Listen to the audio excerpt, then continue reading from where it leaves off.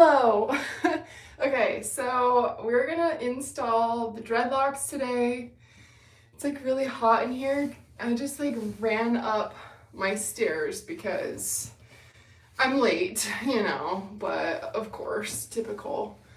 I am wearing the Rasta lion today in honor of installing. I'm like winded though. Okay. So I haven't done anything yet. I haven't prepped or anything. The only thing I've done was like I went and picked up some new what are these? Elastics. I got some of those. I have my dreads. I cleaned them and dried them many days ago when I took them out. So I'll show you like literally start to finish what this is gonna look like. So right now, I haven't styled my hair in a couple days, but this is my hair. Awesome. I'm gonna start by just putting some oil in it. My whole goal for my dread journey is to grow my hair. I want healthy, long, luscious hair, and my genetics just aren't the best with that. And also probably my previous life self with all the drugs and stuff did not help. But this oil should help keep some moisture on my hair as I install. So I'm just gonna like literally just put it everywhere. I only did one pump, but obviously like if you have longer hair or thicker hair or whatever, you're gonna need to do however much oil works for your hair. Okay, it smells amazing. My hair is super soft. Okay, so to get started,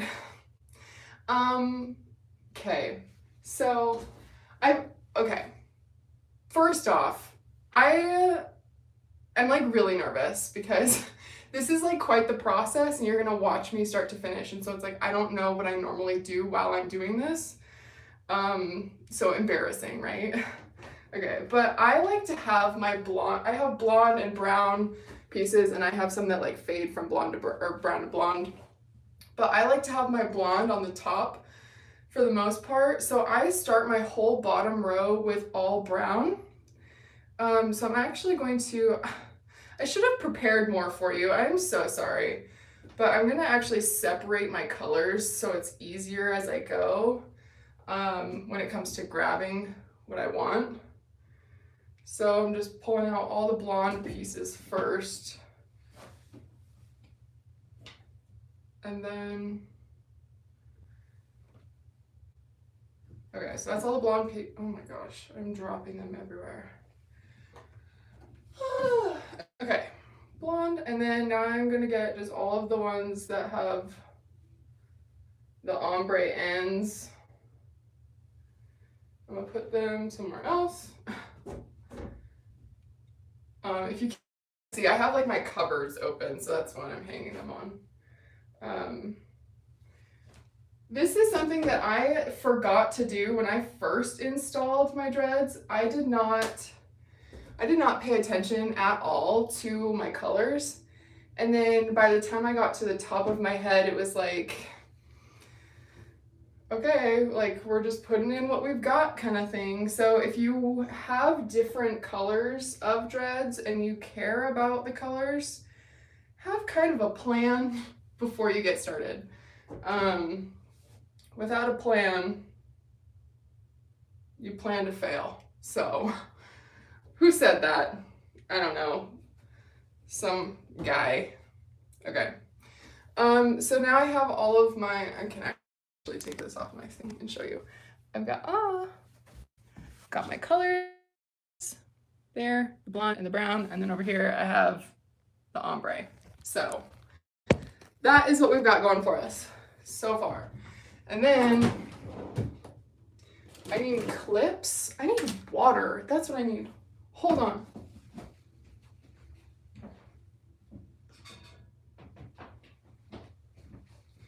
Okay, I've got my reinforcements. delicious. Okay, so I get clips and like the butterfly clips. I have stolen both of these from my sister-in-law. Thanks, Shelby. Okay, so I start from the bottom and work my way up. That just makes the most sense. So, okay. I'm like trying to explain it, but also like I have my whole tutorial video. So if you need to just know like the logistics of how to actually install, then I mean, you're welcome to watch that. This is just gonna be the real deal. Hi, Alexis. This is just for reals, you know, like I'm just a mess, okay? And that's okay. So I feel really bad for not being prepared, but also whatever. That's pretty good. This sectioning. Okay, that's pretty good. So that's above my ear. So it could be smaller if I wanted it to be. Let me see. Because like if you look at like how much space of my scalp this is, like, I mean, that's kind of a lot. But the hair itself, well, okay. What is up to you? Okay. I'm sorry. I'm so weird. I don't even know. Okay. So I'm going to cut this section down a little bit. That way I can have a little bit more volume. My last install, I loved the way it looked and it felt amazing. Like there was not much weight to it. It was really nice, but it didn't have as much volume as I've had in the past, which is good for like the actual follicles, but for the overall look that I'm going for, I kind of want just a little bit more volume. So I'm gonna add just a few extra pieces on the bottom. I don't give any Fs about what my sections look like, by the way. I'm like so nervous, I'm sweating. Okay, but I don't care about what my sections look like, because nobody's gonna see them except you guys, I guess now. All of my dreads, that's how you do that. All of my dreads will cover these sections. So it doesn't matter to me at all what they look like. So if you care about what they look like, you could have someone else help you with this. I'm using, hold on, my thought process, my brain. Look at this teeny tiny clip, by the way. Cute. You could have someone else or make your sections for you. I will say though, when I used to have Denton help me, you guys, it made it so much harder. It was so bad because, bless his heart, he would want it to be perfect. So it would take a long time to get the section, which I appreciate, but then like to actually put the dreads in, they were just too loose because he didn't want to hurt me, and so then I would have to like redo them throughout the week because they would just keep falling out. So keep that in mind. The people who can help you are trying their best, but they don't really understand what is going on your scalp.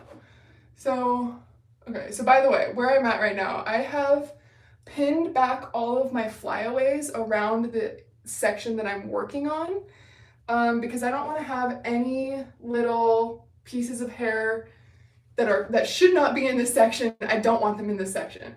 If they do get into this section, then it could cause some breakage because it's just like pulling too much weight from a section that's like far away. Like, I don't know how to explain it, but basically like you don't want a bunch of flyaways in your section you want to just have the hairs right there. Oh, hi, Denton. Okay. He might know that I said something about him. Denton, don't rewind the video. Anyways, okay, so my hair, I've already have, like, look at how different these pieces are. So this one is like very thin and like kind of short, and then this one is thick. You would think, oh, that's a huge problem. Hi, Riley. But no, it's not. Not for us. It just means that you need maybe 2 elastics. So I'm actually gonna pinch it and twist right here. So I have a ton of hair left, but one of my strands ended. One moment. Oh, these are thick. Huh. Oh, I actually like these. Highly recommend. Damn it, I forgot what I was saying. Oh, so right now we'll have to use 2 elastics because I just, instead of like braiding all the way down and then having it fall out, like I don't want it to fall out. So I'm just going to put the elastic in, and then I'm just going to wrap the extra ends. That's funny, done. I'm gonna wrap the extra ends and then just add a second elastic. These elastics that I got, I do like them, but I have to loop them around 4 times now instead of just twice. So that's kind of annoying. That will literally double my time for that thing. Okay, so then this is the first one installed. You see that? Boom. Beautiful. And then since I pinned up the middle piece, like on the bottom, I'm gonna have 3.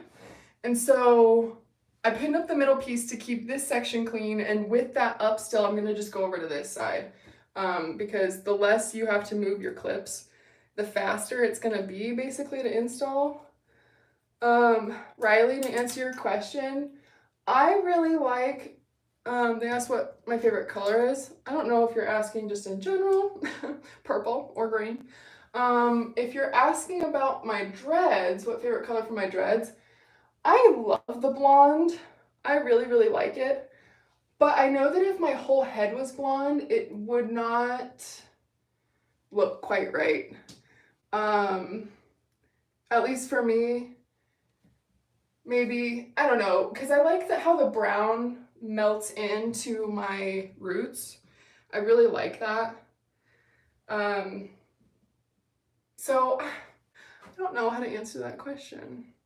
But my favorite color in general as a person, it's a mix. It depends on the day and what my mood is. But I really like green, like this kind of emerald green. Like this was my wedding colors. I love green, like nature-y. But then I also love purple because it's beautiful. And I think I was like conditioned to like purple as a kid, and here we are. Love it. Okay, I just dropped like 4 dreads on the ground.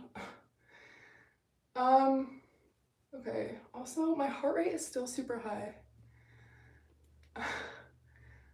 What inspired me to get my dreads? Well, funny you ask. So I'm 25. My entire life, I've had subpar hair. Not to be mean to my hair, I love the fact that I have the hair that I do have, but I have never had the long, luscious, thick, silky hair that you see everywhere. And for some reason, it seems like in real life, everybody has that, and it's just like, what the hell? Like, I want long hair. And so a couple years ago, about 2 years ago, I got like the legit extensions, like fancy extensions, you know. And holy shit, that maintenance was crazy. I would go in and I actually have them here if you want to see them. But I got the real extensions, and it was just so much maintenance that it just wasn't working for me. I've always wanted just the beautiful long hair, and this is actually like the best of both worlds because I was able to get the long hair that I wanted with the dreads, but then also it's a protective hairstyle, and so it should help my hair to grow and then potentially become that long, beautiful hair that I've always wanted. I have realized over the last year of my dread journey that, sorry, I read a comment and got really distracted. Over my dread journey, I realized that a lot of the reason that my hair was so bad before is because of like environmental factors. I have not been the best host to my hair. So it's kind of my own fault that I don't have good hair. Partially genetics, partially my own fault. Like if you don't have good nutrition, your hair is just not gonna grow, right? So that's just where we're at. So I've come a long way. And over the last year, my hair, even though it looks really short, it's so much healthier, and it's actually a lot longer because last January I got the worst haircut of my life. You don't like them, but then you like them on other people. Yeah, I have never, like, I always thought that dreads were like so cool. I never really thought about wearing them myself, but anytime I saw other people with dreads, I just like could not take my eyes off of them. Like I was like trying to study what their hairstyle looked like and like trying to figure out what's going on. And I just loved dreads. And my brother actually, when he might have been like 16, he dreaded his hair for reals. And now they're like as long as mine, as long as my fake one. So it's like he's got real dreads. I got jealous. You know, little sister, gotta have what he has. So I just bought mine. Because I didn't want to have to dread my actual hair because I love being able to take my hair out and feel like my silkiness of my real hair. I don't know. I've got commitment issues, I think, so I can't dread my real hair in real life. Although that would eliminate having to do this part of things. But okay, so we've got the 3 done. Yay! Now I'm gonna take all of these clips out and just repeat that process.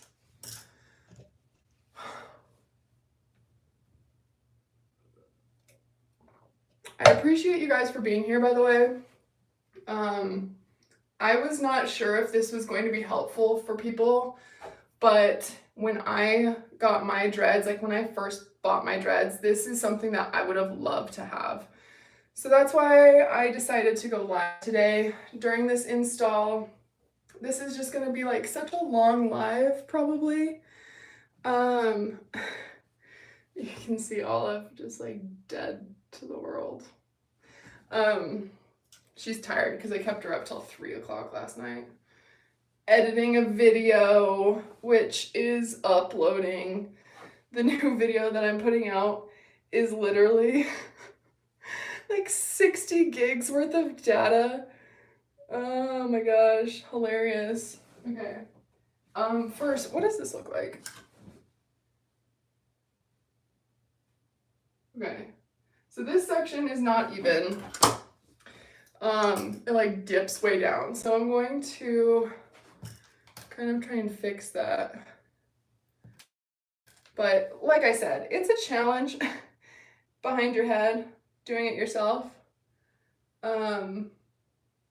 But sometimes it's just, it is what it is, you know? Okay, so that's better on that side. I'm gonna grab a little bit more hair out for this side.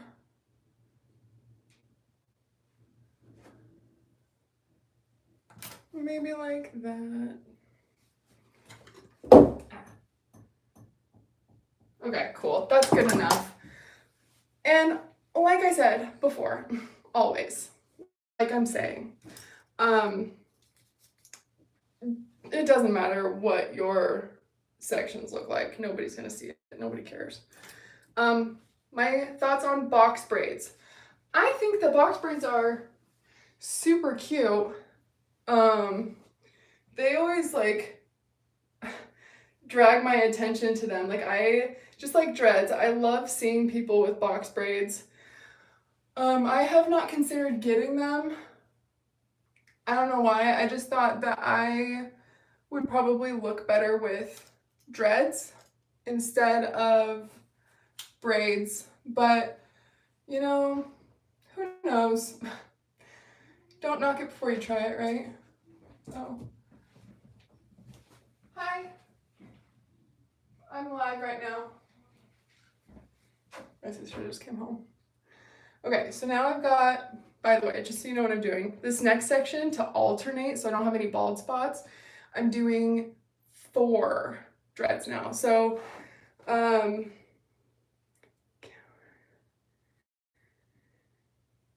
okay, I want to address that last comment. People saying that you can't do this. Listen up. People are going to say that you can't do a lot of things in life. And that's true if you listen to them.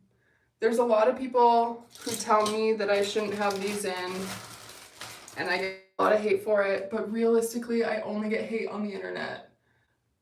In real life, more love and compassion than I've ever received about my hair. Like, I'm not kidding. It is only the internet that tells you you can't have these. And I know that some people, like, whatever, say what you want about like cultural appropriation and all that. I don't necessarily want to like get into that, but it is something that is maybe worth addressing because that is a huge reason why people don't get dreads. And my philosophy is this. People really, really, really will tell you that you cannot do so many things. People are going to hate you if you're fat. They're going to hate you if you're skinny. They're going to hate you if you're short. They're going to hate you if you're tall.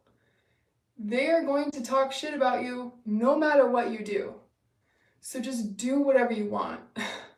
Literally. Like, obviously, I would never, ever recommend someone getting dreads or braids or anything specifically to spread hate somehow for some reason. Never in my life would I say that. But when it comes to like autonomy and freedom and like living to your truest self, yeah, get the dreads. Like if you want to try a phase, go through an era of your life with dreadlocks and say like, I had dreads at one point, like just get them. People aren't gonna like you for so many reasons. So give them good ones because like you might as well do what you want to do. I don't know. One of my videos, one of my shorts has like 60,000 views right now, which is blowing my mind, by the way. Just the fact that it's able to circle around so much. It's crazy. But in that video, there is like equal parts love and equal parts hate. There are so many comments. There's like 500 comments. You could probably go find that video. It's very easy to find. I don't have that many, but my gosh, 500 comments. Half of them are hate, telling me it's so interesting because some of them are telling me that it's called cultural appropriation. And then others are telling me that they're ugly and I should take them out because they're ugly. It's like, what is it? You know? Is it because of culture that I shouldn't have these in, or do you just not like the way they look? Because those are two different things. So, exactly. Exactly. Nobody owns a hairstyle. And honestly, like culture is just something to be shared in general. If you think if you think about it, like I am obsessed with traveling. I travel for the culture. I love going to new places and trying the new food and meeting the people, and I love to bring some of that back with me into my daily life because it makes me happy. Like, exactly, it's just hair. It's just hair. So it should not be that big of a deal. Um, but I mean, some people just have a lot of feelings and opinions, and there's nothing wrong with that. It's just like, don't tell people what they can and can't do, you know? Like, this is my hair. I should be able to do whatever I want with it. I was able to buy these dreads.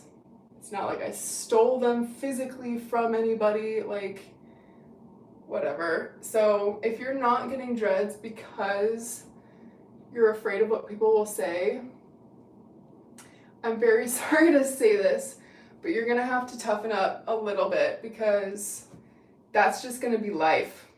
That is life. If you worry about what people say about your hair, you're also gonna worry about what they say about your appearance in general. You're gonna care about what they say about your finances and your family. Like, stop caring about what people think and just do what you want. I don't know. That's my little TED talk for the day. Um, exactly. Go and just like cut people's dreads and then just like run away. No, don't do that. 10 out of 10, do not recommend. That would be so weird though. Wasn't there was like a whole thing where people were like going and cutting people's ponytails? Do you remember that? Like, back in the day, I think I was like still in high school and like the internet was freshly invented. Just kidding.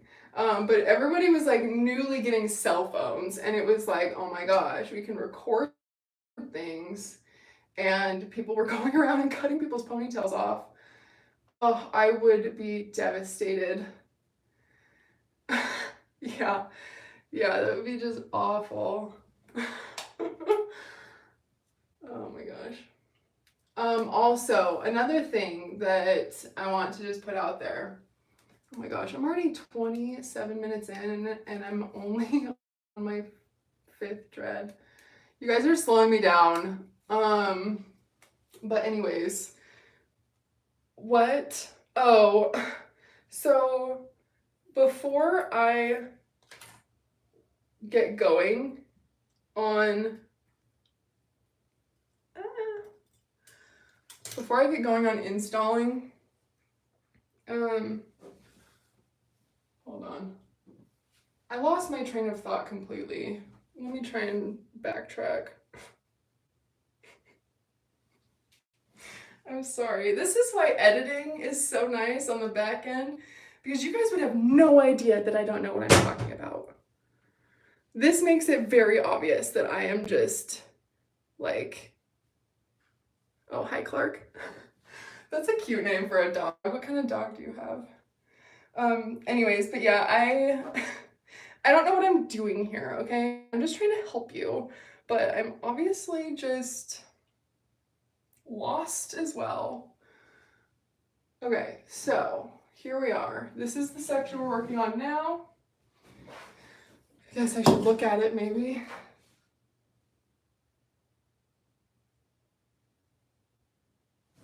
I'd say it's pretty good.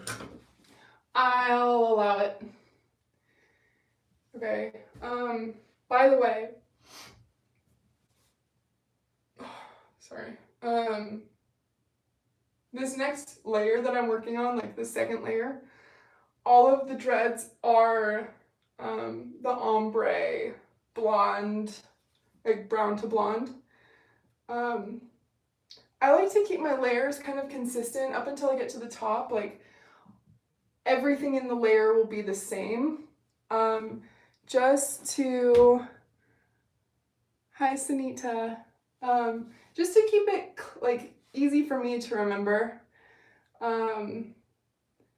Clark is a Shih Tzu, cute. Is that like, that's like a tiny one, right? I think that's a tiny one. Mine's a big one. It's like asking like, what kind of cat do you have? It's like, orange. I don't know. I don't know the breeds. Sorry I asked. But I bet he's cute. But yeah, so I've got this next layer. They're all the same, just so I can keep it consistent and have the balance from one side to the other. It would be cool if one day it was like blonde on one side and brown on the other, trying that out. That'd be cool. Or like if I had like an actual like crazy color. Like you can get whatever colors you want now. You don't have to just get like natural colored hair. You can get like literally like purple or green. My favorite colors, you know. You can do whatever you want. It's wild. Okay, so I'm gonna tie this one off. Maybe.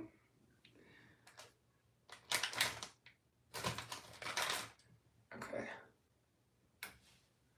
Also, I think it's funny sometimes, like people are so worried about what they look like when they're filming, and I'm just over here like, my hair is crazy. I don't even care. It's just funny. Okay, now we're on this last one for this layer. Make sure I have all of my flyaways out of the way, and then I'm going to clip them back.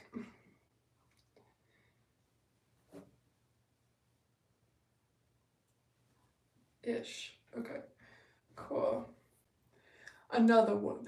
DJ Khaled. Okay. Also, another thing, another tip, handy dandy notebook tip. Write this down. When I'm working on the bottom layers of my scalp, that's where I like to put the thicker dreads. So I have like what's called regular and then dainty. So dainty skinny. So if I could go back, I would have bought more skinny ones because they're lighter, and so it would be easier for my hair, and like prevent more prevention for damage. Damage prevention, I guess. So I put my regular ones, the bigger ones, on the bottom because that hair, I guess it's just like stronger. I don't know if it's stronger. You're white. Yes. You've got good eyes.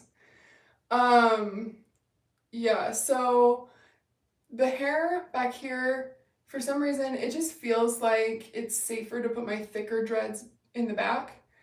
And then I'll put the skinny, dainty ones closer to the top.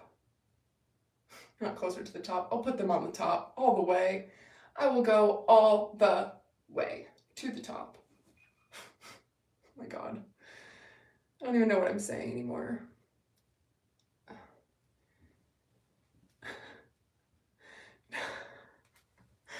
Oh my gosh. Okay, so now I'm going to tie this one off. I'm just gonna dump a whole pile of these out because I can't keep grabbing them. These are like, there is something on this. Hi Reese, happy birthday. That's cool. You know, today is your birthday. What's today, the 3rd? My birthday is in 6 days. So we're January babies. Actually, I have bad eyes. That's funny. Okay, are you noticing? Oh my gosh, are you? Yes. Am I noticing significant hair growth? Yes. Holy SISHIT. Holy shit, yes. Really quick, look at this. Yay! So I've been wearing my dreads for like a year. And at first, so I was really, really worried about breakage and damage and all that stuff, just like probably everybody else is when they first get their dreads. I was scared out of my mind. But over the year, I have had such growth, it's insane. So for example, after my terrible haircut, my bangs did not reach my eyebrows. Like, it was the worst haircut of my life. I cannot even exaggerate that enough. Worst haircut of my life. My bangs didn't touch my eyebrows, and I didn't ask for that. I was not getting curtain bangs. And now, literally to here. So I've had this much hair growth in 1 year, but I have been getting haircuts because my hair was so just, the lady that cut it was like so bad at her job that it was just crazy. So I've been trying to keep all of the layers, like I'm growing out those layers so they're all about the same length. So as they grow, it's just like cuter. So I've been keeping the length off of the back, but my front pieces are so much longer. So the growth is insane. I have been going to my actual good hairstylist for the last year. Now that I'm back in Utah, I only had the bad haircut because I was living in Montana and I just needed something like last minute, and it was just the worst idea ever. Okay, that was terrible. I'm gonna redo this one. But what? Oh, so I've been going to my girl for the last year, and so I've had 3 haircuts from like a legit amazing hairstylist. And every single time I'm like, okay, be honest with me. Like, I really need you to be honest, because if it's causing damage, like, I'm done, right? Like, I got these as a protective hairstyle because I want to grow my hair. Like, that is the whole goal. So if it's not gonna do that, I'm gonna take them out. So every single time though, she's like, yeah, they're not causing any damage. She's not like, yeah, put the dreads back in, because she really likes, like, you know, the stereotypical, like, long, she likes these. Hold on. Let me show you what my other extensions look like. I just keep them in a Ziploc bag now. That's how little I care about them. But like,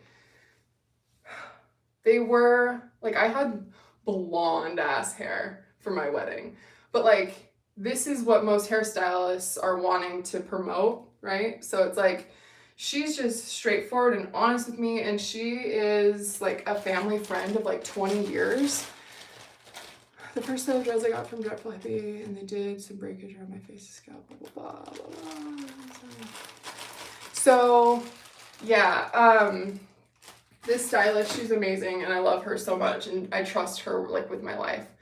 And she tells me every single time, all 3 times, that not only is my hair not, like, there's no breakage, but that there's also, the hair that I have is healthier, and then there's also a lot of new growth, like new hair. So back when I was like in high school, I played volleyball and gymnastics and stuff a lot. And so I had like tight buns and ponytails and all that stuff, and it caused so much breakage like around my crown that I had like no hair back there. It was bad. It was so bad. But since putting the dreads in, I just can't get this section right. Like, I need more hair over here. Since putting the dreads in, I have been able to grow a lot of that hair back. And so when you see a lot of my frizz back here, like after a couple weeks, that's actually not, it's not like breakage from long hair. That's new baby hair coming in. So happy about it. So, okay, this is just like ridiculous. Starting over. This is what I'm talking about. Like, why I wanted you to see this live, because when I'm editing my stuff, I just edit this out. But this is the reality of putting this in by yourself. It's not always going to be easy. But it will be worth it every single time. Honestly, you guys, don't spread hate in the comments, please. This is a motivational video. No, it's not. This is a tutorial. Yeah, if you go back, I don't want to get into all the culture stuff, but I'm going to, apparently. If you go back far enough, in every single culture, like, they did not have Moroccan oil. People's hair dreaded naturally, like, honestly. Like, it's just gonna happen. No, that's not how I want to leave that comment. Okay. I need more hair on this side now. Okay, you guys, this is real. This is the real deal.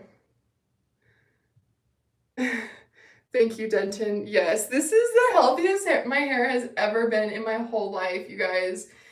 In my whole life. And that is probably self-inflicted, but also so is the recovery of my hair. Self-inflicted, all intentional.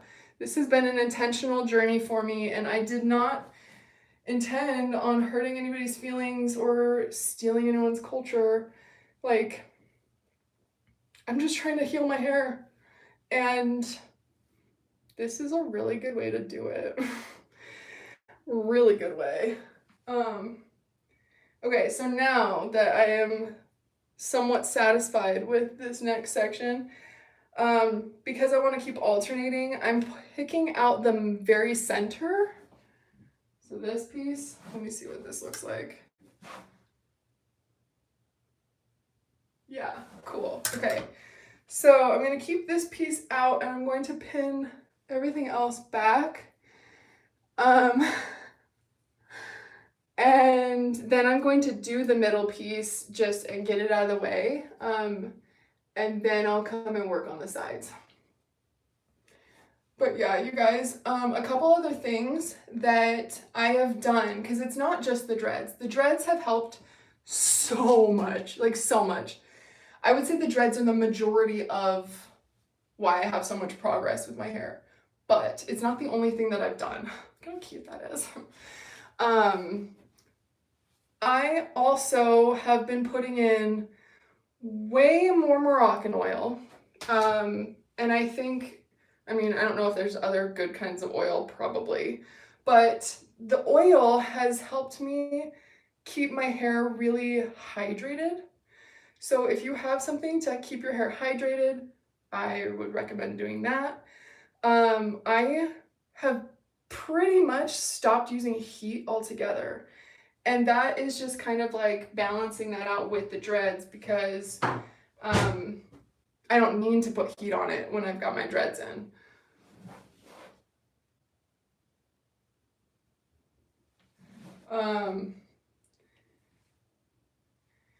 With the dreads, like, my hair is just done all the time.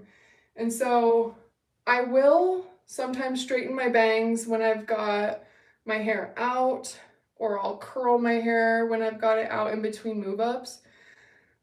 But, over the last year, I can count on my two hands how many times I've applied heat. And this is the first year in my life I can say that, because ever since I learned how to use a straightener, I have used them daily. Literally every day. I have really curly hair, and growing up, I was so embarrassed of it that I just straightened it every single day, no matter what. And then it was kind of like back in 7th grade, because we're gonna go that far back, it was like cool to have like the crunchy scrunched hair, and so it's like, now's my time to shine. I'll see you later. But I was thinking like that was the only time I wore my hair curly kind of thing, and it was just like so much mousse in my hair. But other than that, like I have straightened my hair every single day of my life, and I've just done so much damage. I never put heat protectant on my hair before this year. I don't know why. I just didn't think it was real. I didn't think that it actually mattered. I didn't believe that different products could actually help my hair. I was so broke, I was also so broke that it's like I didn't want to go and buy a bunch of new products just to have them not work for me, and then I'm stuck with like, I don't know. It's like if you go and you spend $20 on a bottle of something and it doesn't work for you, how many times can you do that before you just give up? You know, like I didn't even try that hard, but I gave up for sure. And so this past year, I actually started using a heat protectant when I blow dry my hair, and I'll show you. I use 2 different kinds depending on what I'm doing. This is a blow dry spray, and then this is argan oil or whatever. So those are the 2 that I use, and I love them. And then the Moroccan oil. And then I also, another thing that I did to help promote the hair growth is I changed my shampoo and conditioner. I think this is another huge factor that has helped me, because before I was all about the budget, you know? So I would go to Costco and I would get their Kirkland brand shampoo and conditioner, the set. The set is like $20, and there's Costco sized bottles. I used that for a long time, a very long time, probably too long. And then I realized that I could probably actually do some good for my hair if I switched that up and I got something better. So, by the way, what I'm doing right now, so you know where my brain is at. I'm on the 3rd layer now, and this row is going to have 7. So we did 3, 4, and now we're on 7. So I did the middle piece in the back, and then I'm doing 3 on each side. But I want to show you the shampoo and conditioner that I use. So it's the Redken Extreme,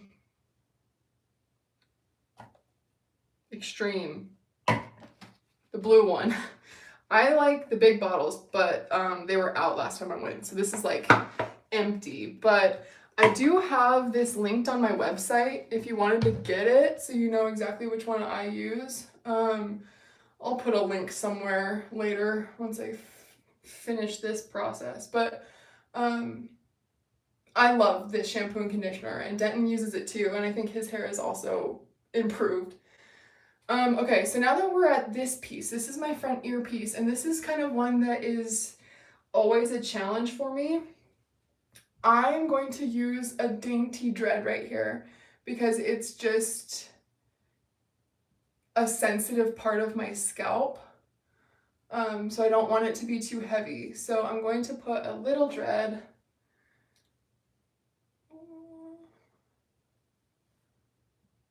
Once I get it sectioned, okay. I'm gonna put a little dainty dread. This one's good. So see how thin this one is? Love it. Love it so much. And then I'm going to just, I want it to fall kind of in front of my ear, but to where it wouldn't feel weird if it was behind my ear also. And I'm also going to keep it kind of lower instead of bringing it up, because I'm going to have like my sideburn pieces, you know, those are going to come out in a couple days. So I've got these because that's just like nothing, you know, but I'm gonna have a few longer ones that will come out in a couple days. And if I have it up here, then the amount that comes out is just like ridiculous. So I don't want that. I have so many baby hairs, and it's not from breakage, I promise you. I thought it was from breakage, but, you know, like months ago I thought it was from breakage, but after talking to my hairstylist and after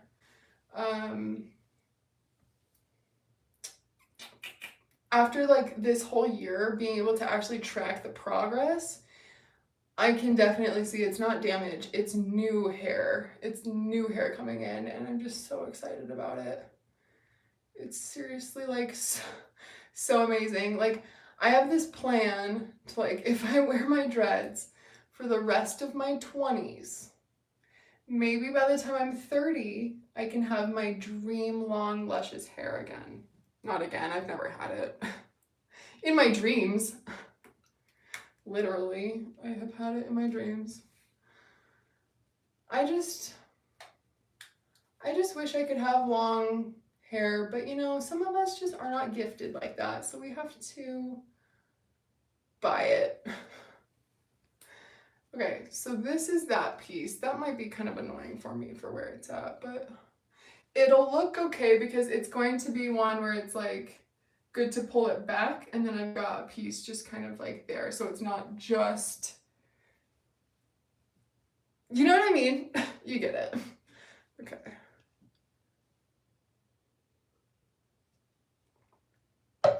Also, another install tip for you. It's just something that I noticed for myself, is that when I install, if I am standing, I will actually install them a lot faster. And it's not intentional, I don't think. I think it's just kind of like one of those things where it's like, I don't know. You know what I mean? I've just noticed that to install them quickly, obviously this is not quick today because I'm so distracted by you. But like my brain is bouncing back and forth between like braiding and talking, and I don't know why it's a challenge. But to install them quickly, realistically, so when I first installed them, it took me 4.5 hours. And that's because I was going off of adrenaline. So it was like really quick for me of like, oh my gosh, I just finished this so fast. It was also like the middle of the night. But yeah, it took 4.5 hours. And then basically for the next 8 months, anytime I took them out and put them back in, there was probably like 4 or 5 times, maybe 6. It took me all day. It was like I had to book out at least 8 hours of my time because I was not motivated to finish quickly. I was just kind of like, I'm just gonna have a lazy day. I'm watching TV, I've got my mirror, and I'll just install them and just go slow. And then there was one time where I did half of my head and I got tired, and so I just had partials in for a day and just like wore a hat because my partials didn't look very good. But for real, what is this? Oh, okay.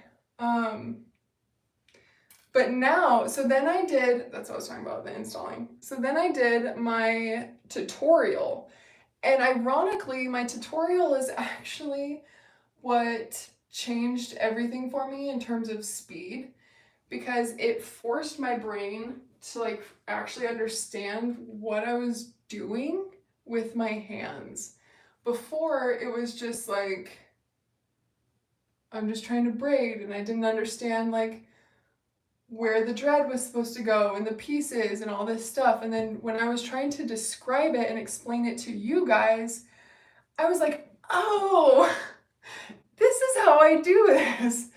And so now it's like, it's much easier, so much easier.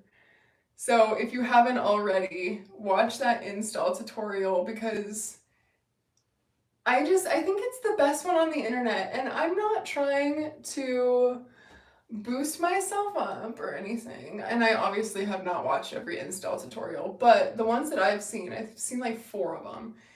And some of them are very helpful. Some parts are very helpful in all of them. But when it comes to like, what are your hands doing? What are your fingers doing? What is the dread doing? I think mine is the best. Do I install my dreads on fresh or dirty hair? Okay, well, you can do both. And I will say that sometimes it might depend on the kind of hair that you have. My hair is very like silky and slippery. So I like to do it on day 3 or day 4 hair. But I accidentally washed my hair yesterday. Oh, thank you. I washed my hair yesterday, so if you're installing them on clean hair, I would just suggest prepping your hair with an oil, like give it some moisture, because depending on the not ingredients, what is this called? The material. I'm like, I have baking in my mind. Depending on the material that your dreads are made out of, they could dry your hair out. So you really want to make sure that you're giving your hair the moisture that it needs. So it doesn't matter if you install on fresh or like clean or dirty hair. I prefer dirty hair just because like might as well. Like if my I want to maximize my clean hair days. So it's like I'm going to wear my hair cute and clean. And then once it's dirty, it's like, okay, I can put my dreads in now. The only thing that I would say about that is, what is your scalp like? Because you want to install on a clean scalp. If you've got a bunch of buildup, I mean, you're just going to have to scrub all that out when you're in the shower next. So it's like, you might as well install on a clean scalp. That way you can like push back when you have to shower and wash your dreads, wash your scalp. Because at least for me, it's not my favorite thing to wash my dreads while they're installed. They're just so heavy. And I don't want to cause any damage and breakage. So it's like, I'm so careful when my dreads are wet. And I suggest you are too. But yeah, so the less I have to wash my scalp, the better. So I'll go, honestly, some people say that they wash their dreads every like 4 days. No, not over here. We're waiting at least a week, at least. And sometimes I can go like 8 or 9 days. It really just depends on the comfort level of my scalp.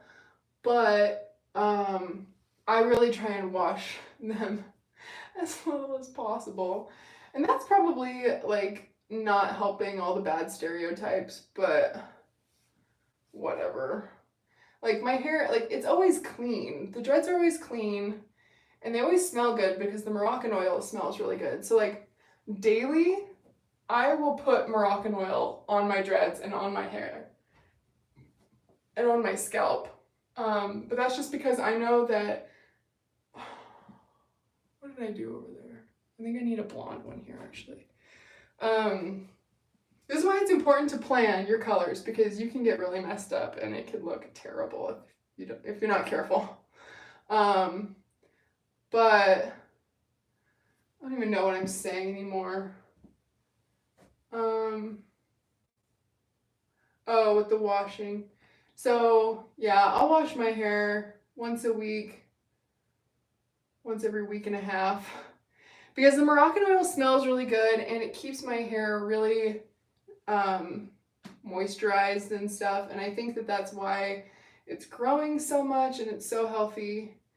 But also keep in mind, my hair is my hair and you will have different hair. So if your hair is naturally really oily and greasy, you might not need as much oil as I need. Like my hair is really dry and brittle if I'm not taking care of it. So it's like it needs the oil, but when I have the oil in, it feels so good and healthy. So it's just really like based on how your hair is, kind of like skincare. Skincare is all personalized to how your skin is.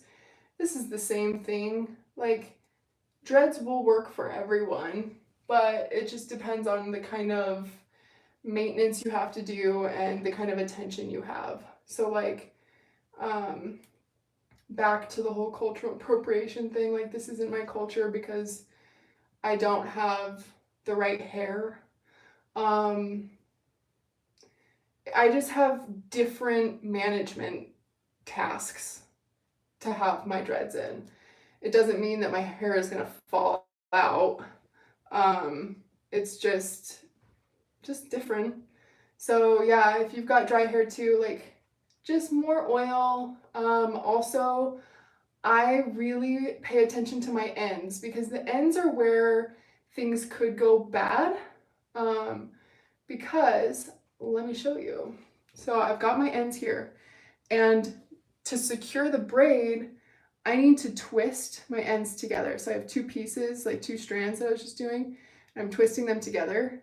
I'm laying them on the dread, and then I'm taking this elastic and I'm looping it around super tight, right?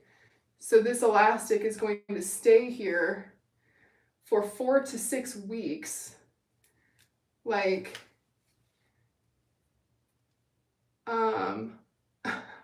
hair bald.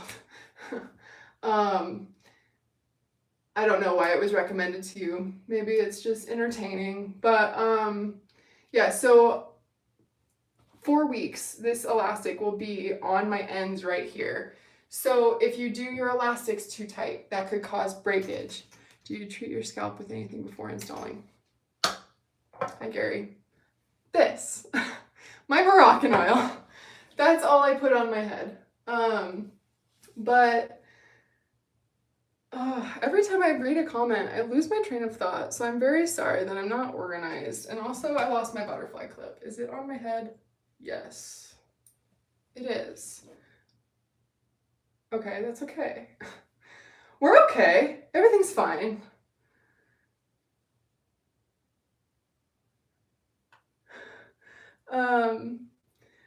But yeah, so when I do my hair, it's just a process, but it's worth it because then, you guys, I don't have to do my hair for 6 weeks. It's a long time.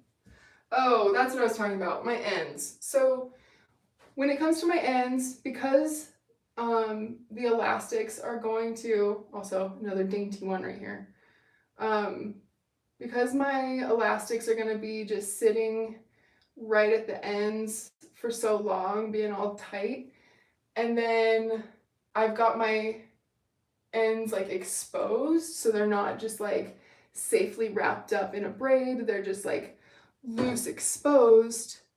There is more of a chance of like split ends and stuff like that. If you, like when you pull your elastics out, if you're really rough, you could damage your hair. Oh, your name is Nicole too. That's cool. And you're welcome. But yeah, so my ends, every other time I take my dreads out, I'll go get a haircut just to keep my ends healthy, like just to trim, not necessarily trying to get a whole style going. But I am very cautious about my ends because I don't want to damage them to where it's like just keeping my hair short this whole time still. Like I don't want it to just break off. So another thing that I do when I'm putting my oil in my hair, and I'll show you how I do this at the very end, just like my normal routine with the oil, but I will start where my natural hair stops. So I'll put that first batch of oil like right at the base of all of my ends because I really, really want them to be healthy. Okay, and then this one needed 2 elastics because my 2 sectioned pieces were different sizes. And sometimes that is your fault, and sometimes that's not your fault when they're different sizes. Like my hair right here, the hair that's in this dread, the hair back here is just longer than the hair up front. Like that's part of the process that we are trying to fix with the dreads and let it grow. But my 2 sections were different sizes, so don't worry about it. Okay, what are we looking like?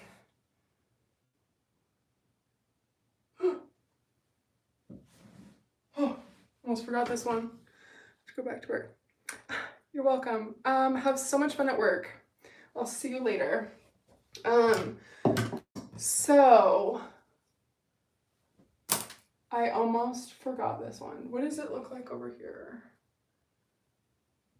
Cool, okay. So I really try and keep mine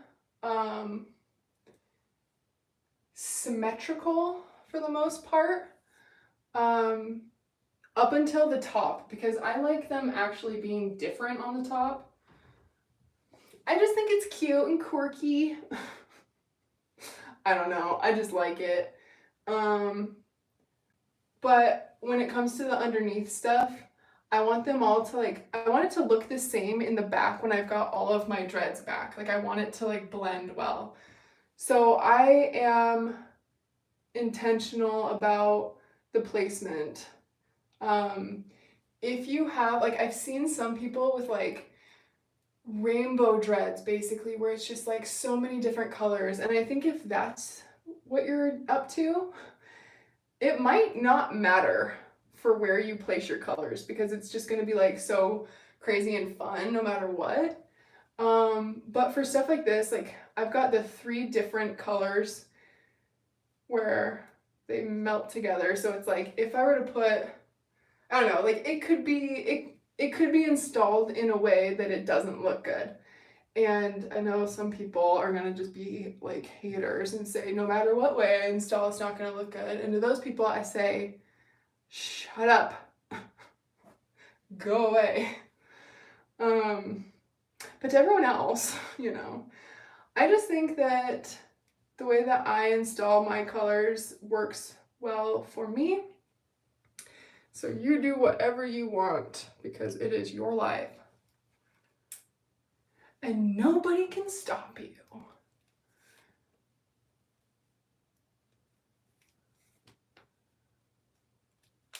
I do not like how much I have to loop these around. It's a lot.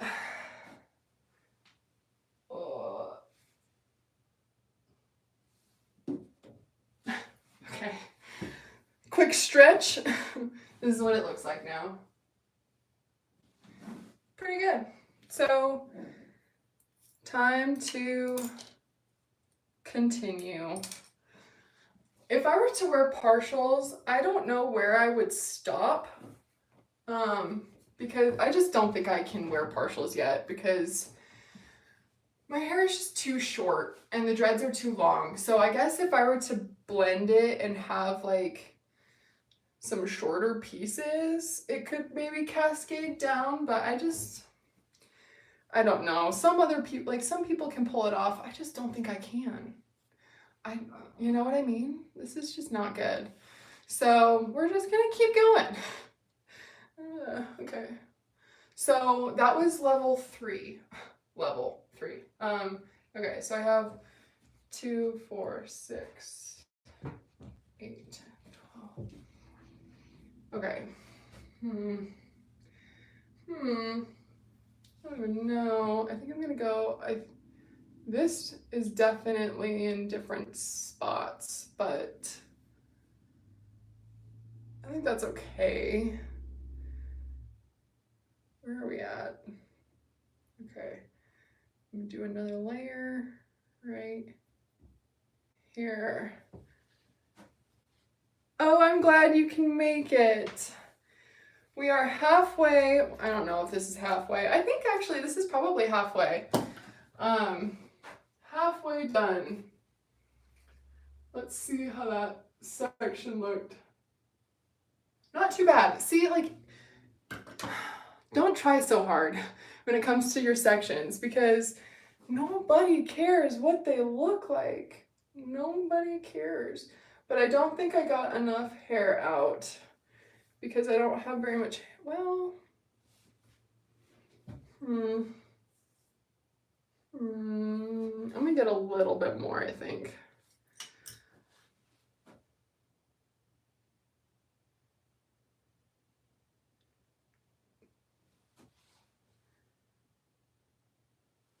Okay, cool.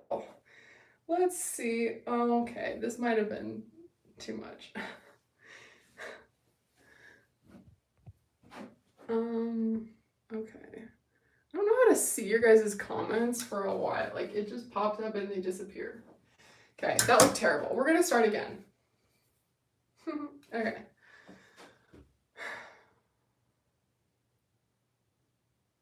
Focus. I'm like trying to picture a straight line and carve it with my nails. Like, that's what I'm doing. Okay, this just, it's not enough. Not enough. This is it. This is the one. Ooh, but that was a lot of hair that just came down. Oh my gosh. Let's address this situation. What is going on here? Because this is a lot. This is a lot. I could keep it like this though. It doesn't have to be thin, but I could do more. Okay. I just don't know what this is about.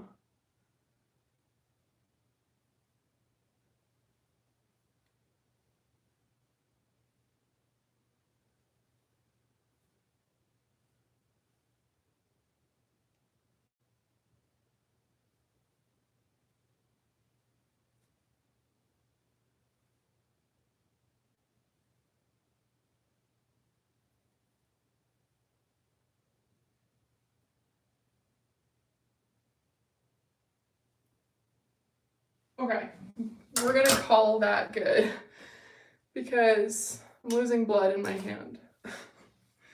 So it's just gonna have to be okay. Okay.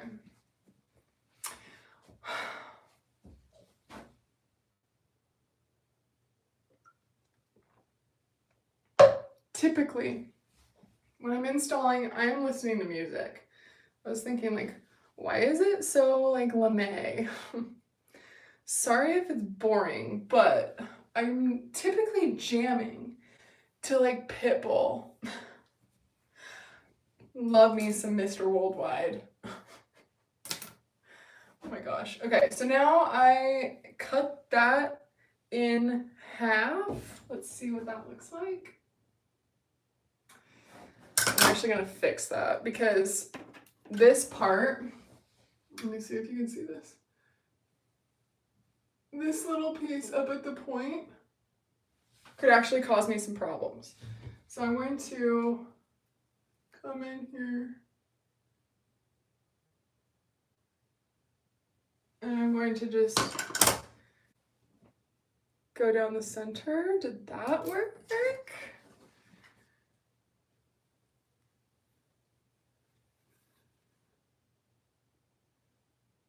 Much better. Much better. Okay, so now that I've got my two sides, I'm going to see how many pieces I should put in because this is really thick. So I don't know actually. And the reason I'm kind of like iffy about it is because I don't know if I should make this 2 sections or if I should make them like longer skinny ones.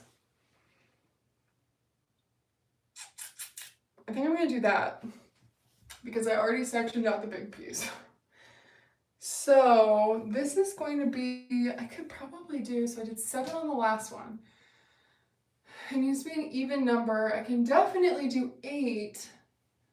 I could probably do 10 right here though, and that would give me some extra volume in a good spot because it would balance out my head to where it's not pulling me back.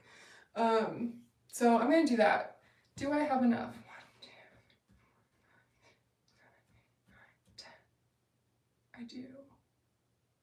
I do have enough. Okay, so I want to do, I'm planning my colors now. I'm falling. Okay, so I'm gonna do 3. Oh, what is going on?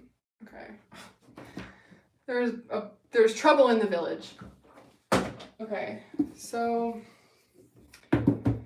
these are the colors that I have left. I have 5 dainty browns.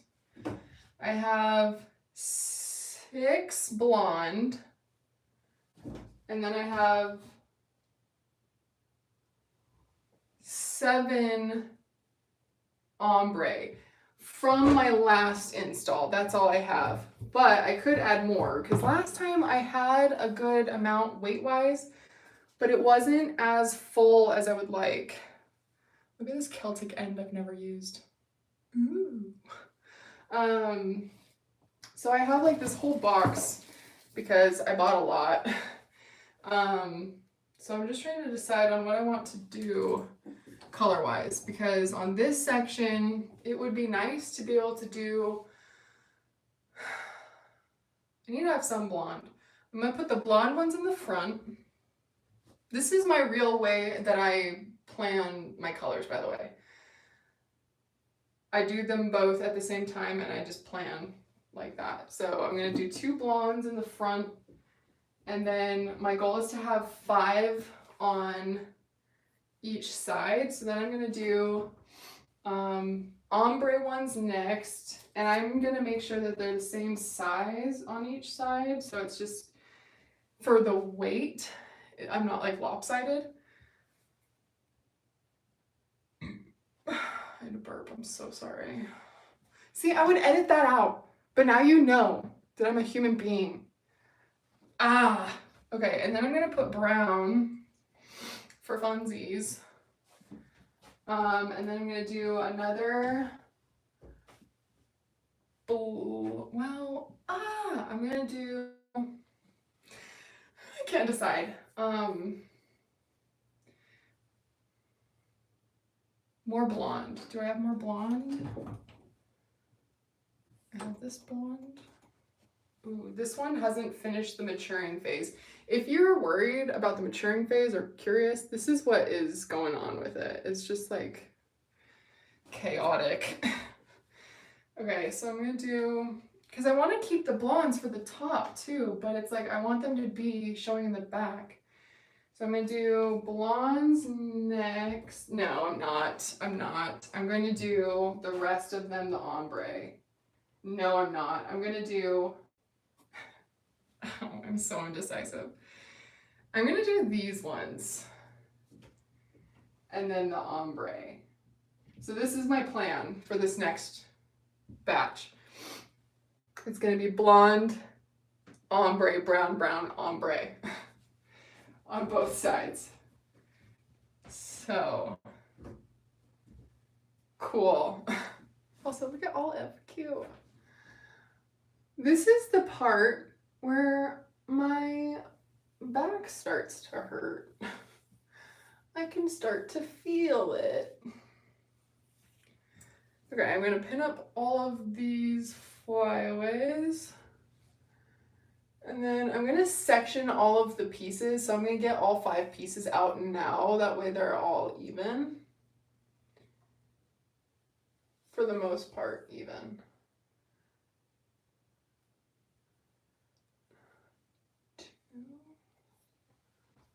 I'm gonna do this one, this front one. I'm gonna do it this big. And then this one we'll cut in half. Okay, but I'm gonna twist it first.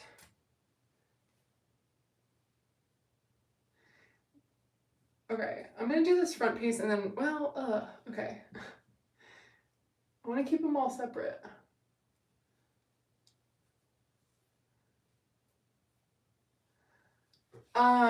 This sectioning is really what takes the longest, in my opinion.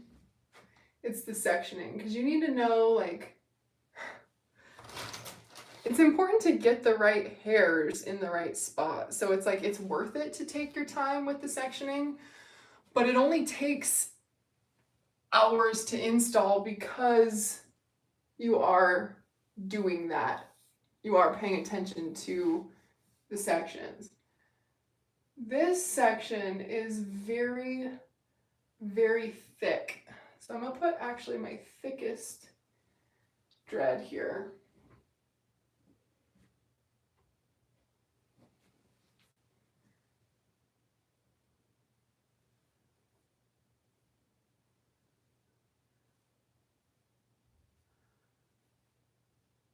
Okay, cool.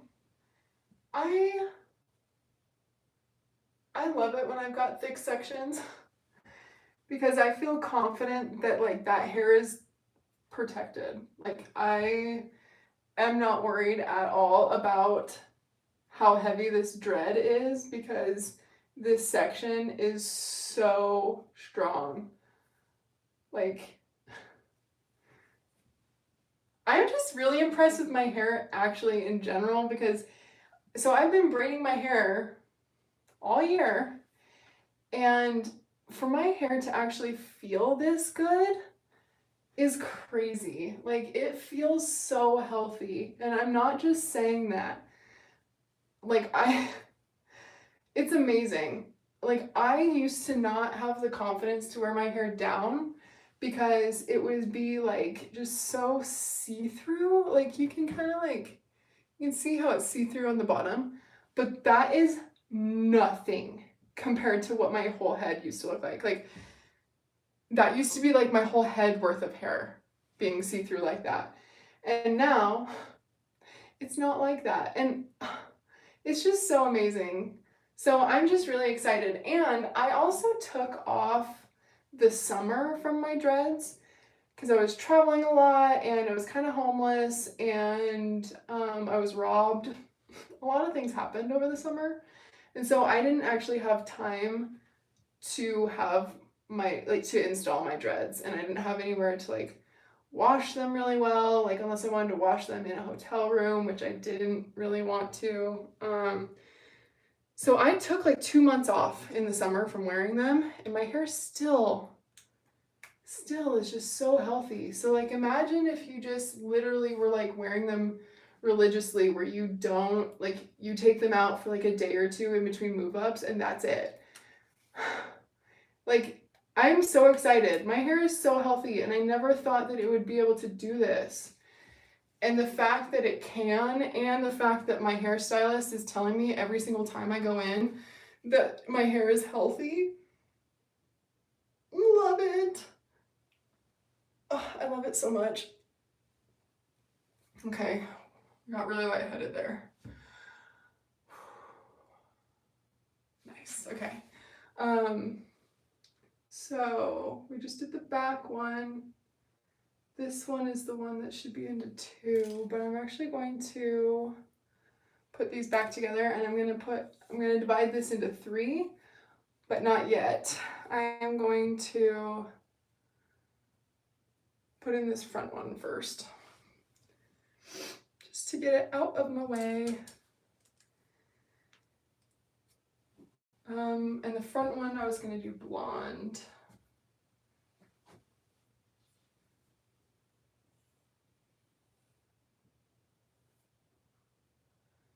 See, okay, so this section, like look at how thin this hair is compared to the section I just did. So, I have nothing to say about it, but look at it, you know? Anyways, It's fine. I think that this actually might be my best install yet. Like, when I'm all done, I think this is gonna look the best that it's ever looked. Oh, welcome back. You didn't miss much, I don't think. Just me doing my thing. But yeah, so this section is super, super thin. Another thing, when I'm braiding and I get to the ends and I've got my little teeny tiny baby hair pieces, it can be really hard to hold on to them. And if they slip, your whole braid can come undone. And then it can just get really sad because it's like the farther up on your head you go, the more tired you are because, you know, you've been installing and your hands have been above your head this whole time. But like I'll stop it. Like that's a lot of hair left, but they're so thin. I'm just gonna stop it right here. Like I'm not trying to be the world's best braider over here. Like I don't care that much. I'm just gonna secure it and then you can loop it around and just tie it off with another elastic if you want to, or you can leave your ends out too. That looks good also. I just don't leave my ends out because I want them as protected as possible. And when they're out, they're just kind of like rubbing around with the dreads. Like if you think about what dreadlocks are, it's just your hair knotted up a bunch. So I don't want my ends to get knotted up on accident. So I just keep them out. And it's not that big of a deal. Okay, so these are not equal. I'm gonna do this. And then I'm gonna do this, maybe? Cool, that feels good. Okay, and then I'm going to tie off the middle one. And get it out of there. Get it out of the way. Okay. Also, I think this is why my shoulders are so buff. I have really buff shoulders. It's for this reason. And only this. Don't look now. Don't look at my buff shoulders. Okay. Okay. So I did the blonde. Now I'm gonna do a brown. Cool. And also be cautious of how tight you're braiding them, like how tight it is up on your scalp. When I did my first install, or within the first 4 months of me having my dreads, that's when I made a lot of my dread videos. And I was just young and dumb. So in one of my videos, I was talking about how painful it is when you first install. That's not true. I just did it wrong. Like literally, it should not be painful ever. Maybe like your scalp could be sensitive and it could be just like a little uncomfortable, but I braided my braids way too tight. So it didn't cause damage because I did fix them, but it was crazy. So if your dreads are painful, something's up. They shouldn't be painful. You know, they might be put in too tight. So just watch out for that. Okay, cool.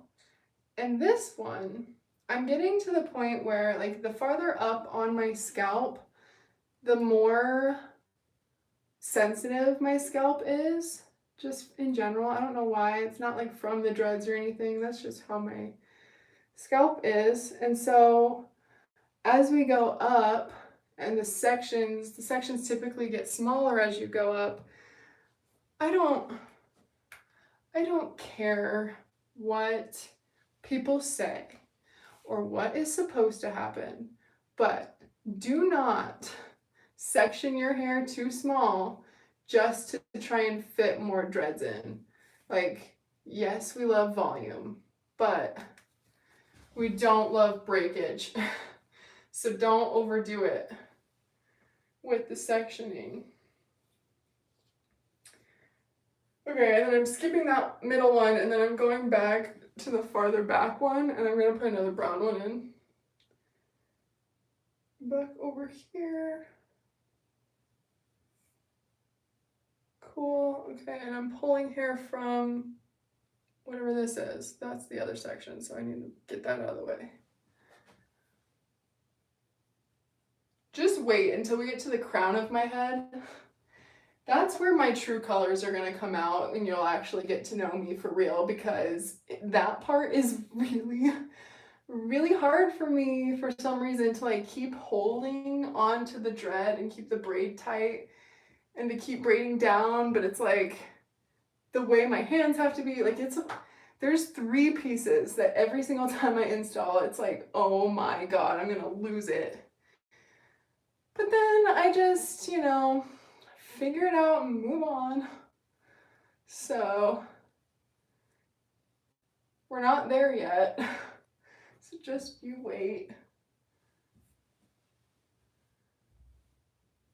But I'm still like, it's all I can think about when I'm braiding this, and I'm like feeling down my hair. I have to sneeze, hold on.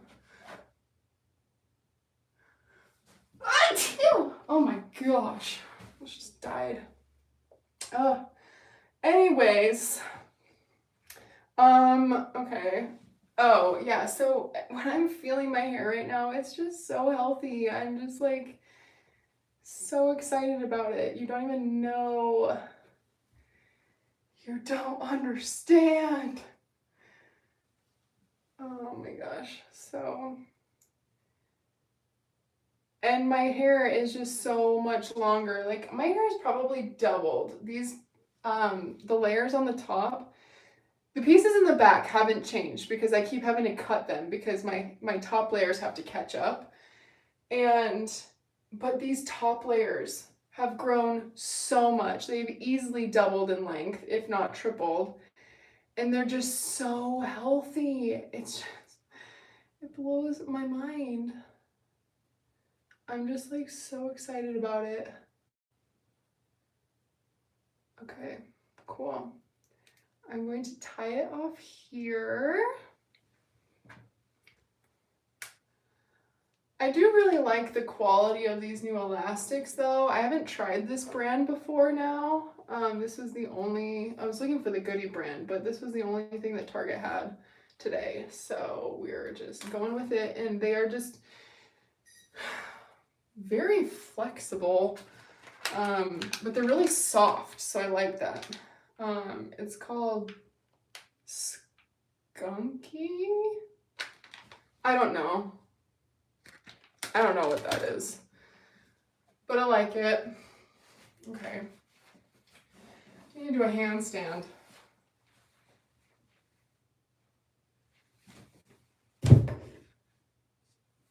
Oh, nice. Okay, moving on. I'm gonna go to this side to give my neck a rest, even though we've got one more over here. Because like my neck is like kinked over. So, gotta do that. Actually, no, I need that clip, so I'm going to finish this one. Powering through. Also, my tuck shirt. Gonna untuck that. Okay, this next one is going to be a ombre one.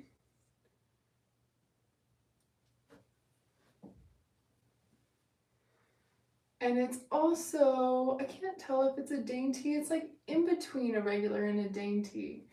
It's like the same thickness as a regular, but it's the weight of a dainty, which is really convenient. I really like that. I am kind of curious to see like the different weight between the different materials. Like mine are synthetic, and so it's like Barbie hair. But people have wool dreads, some people have like human hair. I don't know about that, but like I want to know the weight differences and like see which one is better. Because these ones, they're heavy if you have a bunch of them in, but I feel like that would be true with all of them, you know? Like you are adding extensions, like you are adding more hair to your hair, so it's gonna be heavy. But in terms of like per dread, I wonder if it's heavier wool or the synthetic. Wool feels like, it sounds like it would be heavier, but maybe it's not. I don't know. It ain't no thing. But like now I'm getting down to this piece and it's like, there's like no hairs left. It's fine. We're powering through. Okay, I'm gonna tie it off here. What is this? Okay, that's an end. Whew. I thought I missed a piece. I've done that before. Did you hear that? Oh my gosh. I just snapped my finger so bad with the elastic. It's okay though. I will survive. I'm so sorry. I'm not even kidding you. Like I would have never thought that I would go live for this long, not being able to edit all of my weirdness out. But look at this. I love my dreads. To anyone who says I shouldn't have dreads, should give me $5. Because rude. I love these. It just changes, like, I don't know, my dreads for me have really improved and increased my confidence. And it started with my appearance. Like, my hair has just always been an insecurity of mine. It's just been always been bad, you know, like, oh, I just have always wanted just this long, luscious hair. And I haven't had that. And having my dreads in has been able to give me that. And so my confidence with my hair has severely increased. But also, this is gonna need a dainty one probably.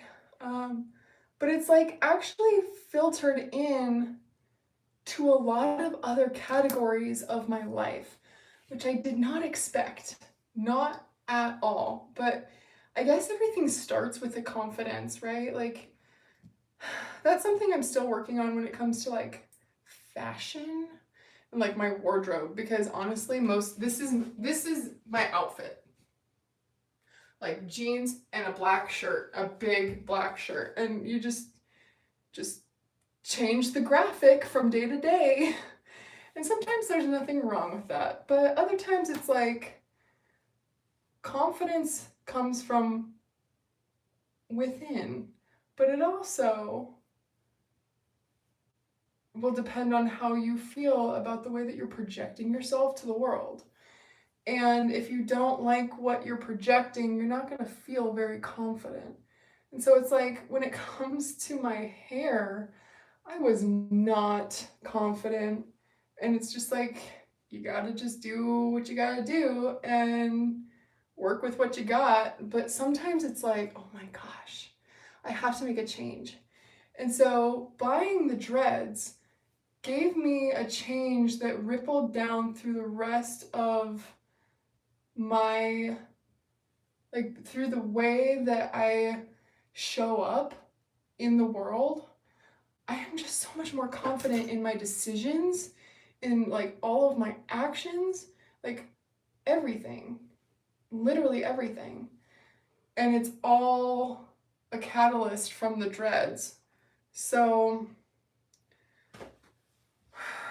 whatever, I don't even know what I'm talking about anymore, but I sectioned all 5 of those out. I'm gonna stretch my back.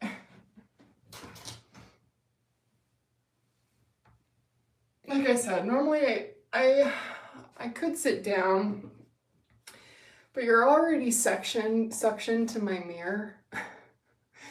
And, you know, it is what it is. I want you to be able to see this process because it would have helped me so much if I had this when I was first installing my dreads or before I bought my dreads. Like if I had seen what people actually go through when they bought their dreads or when they're installing, I would have not been as intimidated. I was so scared thinking I wasn't going to be able to do it myself.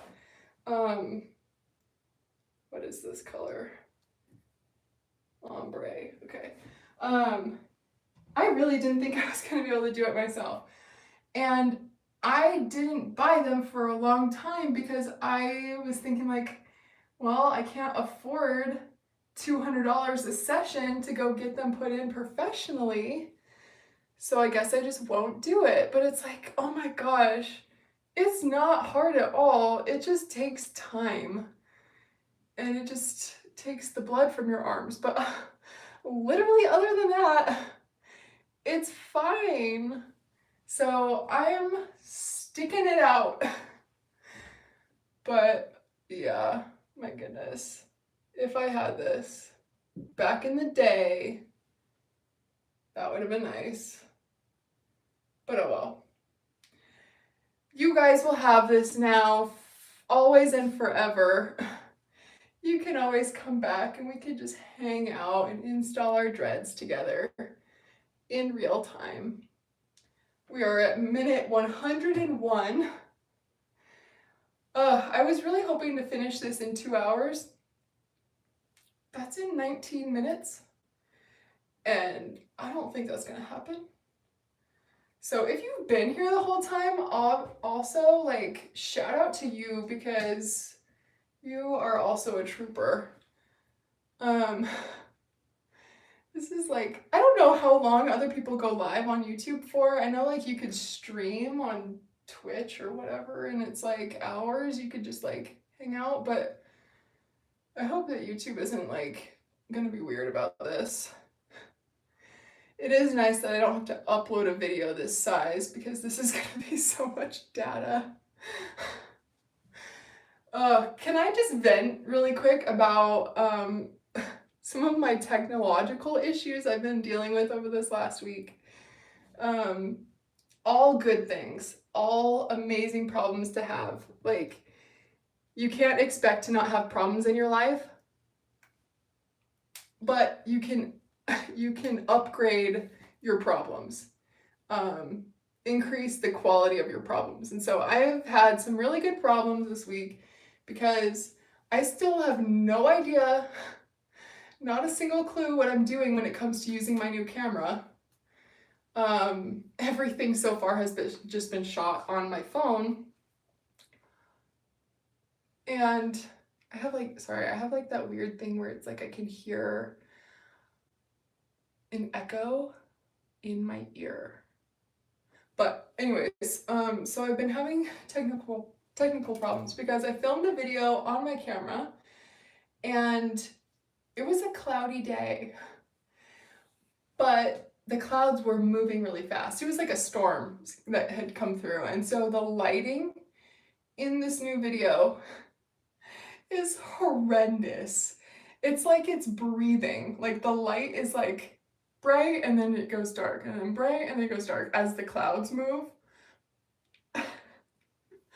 And just not quite ideal. And so then I'm trying to fix this post filming. So in the editing process, I'm trying to fix this lighting problem, which is just so much harder to do than just having good lighting to start with. And for Christmas, my in-laws got me some new editing software and I'm so excited about it because up until now for this last year I've just been using iMovie. And so now I have like some legit editing software, but it's so complex. I have no idea what I'm looking at. And like, I don't know, like things are labeled. I don't know what they mean. So I'm like trying to learn my editing software. I'm trying to learn my camera. I was up until 3 a.m. last night I finished editing. I was just like so wrapped up in it, and I love editing. So I was having a lot of fun, but the footage that I filmed on the camera was so, like, the camera's quality is so good that it couldn't transfer over to my laptop very easily because literally it's 59 gigs worth of footage for this one video, just the raw footage. 59 gigs, like that is almost 8 iPods, 8 starter iPods. That is my reference for data, is an 8 gig iPod. And that's just a lot for one video. And so, anyways, I've just been learning a lot of technology things lately, and it's so much fun, but it's also like so confusing. So it's nice to be able to just hang out with you today and just do a live video where there is no editing, there is no post-production. It's just what you see is what you get. This is real. I wish I could just use my toilet as a seat and sit down and do this, but I'm not going to do that. I refuse. But I am thinking about it. I used to have a bar stool that was perfect, but when I was robbed over the summer, that's just one of the things that did not make it back.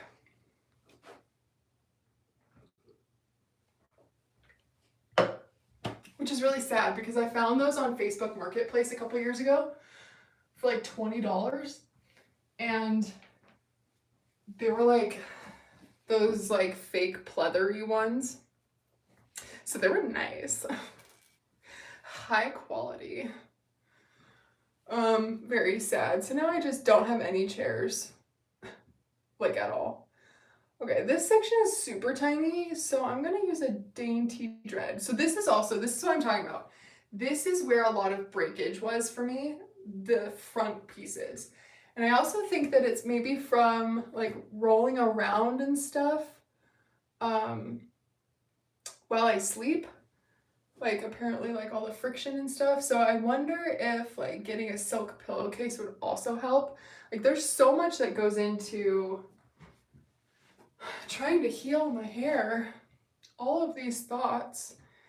Okay, so this one's a dainty one for my little baby section with my little hers.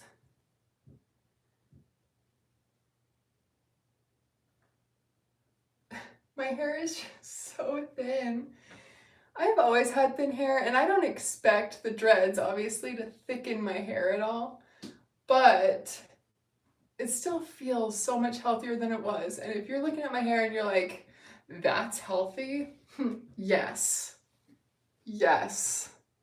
This is my healthy hair, and I'm very proud of it, and I'm proud of myself, okay?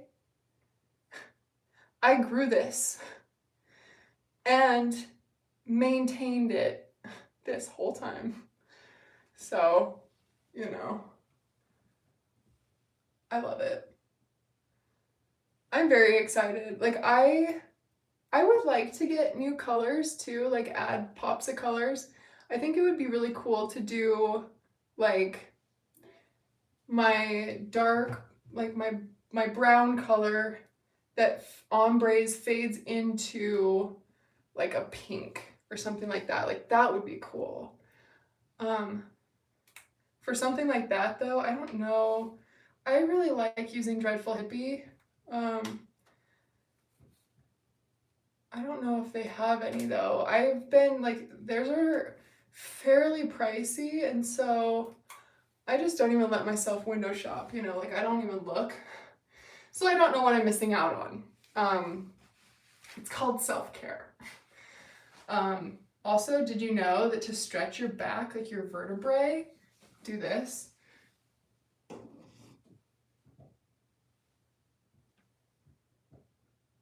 Oh, it feels good, like on my back. Anyways, so I haven't looked to see what other colors they have, but it would be fun to have a different color and play around with that, but whatever. Okay, so I have a blonde one on this side, but I'm going to put the daintiest dainty one on this side because this hair is just really thin over here, so it's not going to be symmetrical, but you know me, I don't need it to be symmetrical. I don't know if you knew that, but I don't need it to be symmetrical.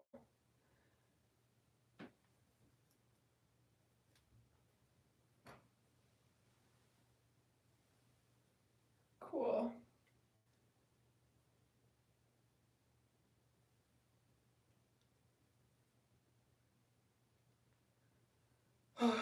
Sorry, I'm like winded from talking for like literally 110 minutes. I've been talking for 2 hours straight about my dreads. And if that doesn't tell you how much I love my dreads, I don't know what will. Like the fact that I can just talk for 2 hours straight about them. Someone's probably like, shut up. Nobody cares. I care, okay? I do. And it's my hair and it's my channel. So I'm gonna talk about it all day long, apparently.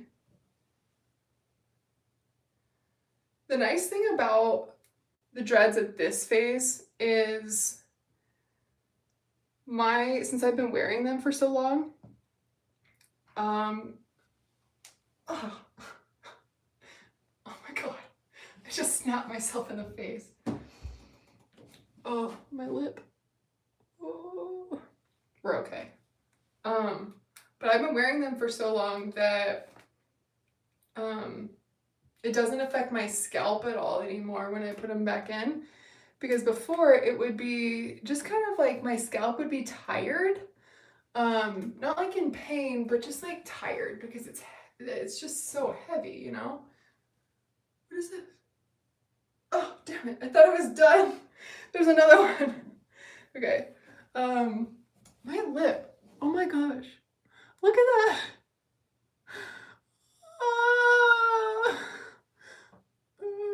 Sad. So sad. It's almost like I need to hit the other side so it like evens out the color. Oh my gosh, though.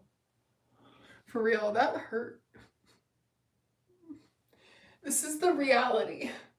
It's dangerous out here.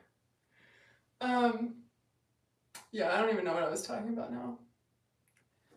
Oh, I thought I was done. What color is this one? We're not gonna be able to do that.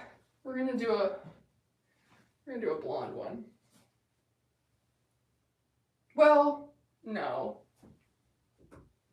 Well, yeah. I haven't used very many blonde ones yet, so to avoid my top section being exclusively blonde, I need to start putting some blonde in. One time I put blonde in too soon and I had no blonde pieces left for the top, and that was just devastating because I really like the blonde, especially having it on the top. So yeah, like this section right here, the two pieces I'm working with, they feel so healthy. It's insane. Absolutely insanity. I will say, when I first started, I already knew how to braid. If you don't know how to braid, this would be hard. Like learning how to braid and learning how to do this at the same time would maybe be efficient, but challenging for sure. Like I already knew how to braid, so it wasn't that big of a deal. It was more of like, how do I keep the dread on my scalp and not let it slip? Because that was just like the big issue at the beginning for me. I didn't know how to make them not slip out.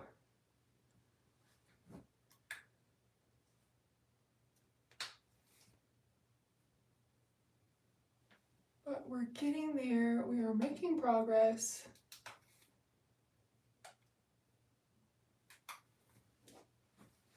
Okay. What does this look like now?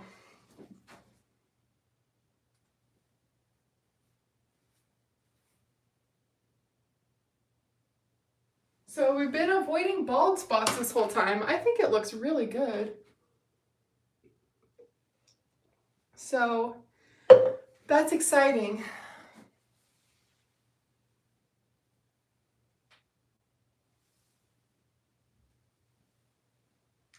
I think I'm gonna get my computer and play some music because I have a song that's stuck in my head and I want to show it to you. Ah. For real.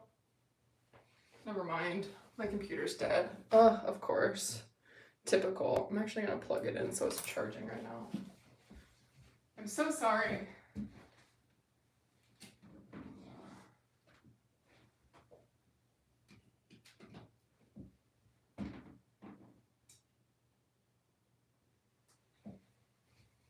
Okay, I'm back. I was, had to tend to some personal things. It's just, I want to listen to El Taxi by Pitbull because it's stuck in my head and I really like it. I was listening to it all day yesterday and I just did not get enough of it apparently. I am so out of breath.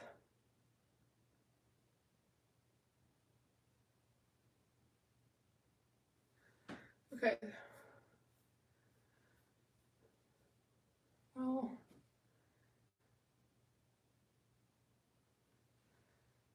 okay, cool. There we go. That is my part.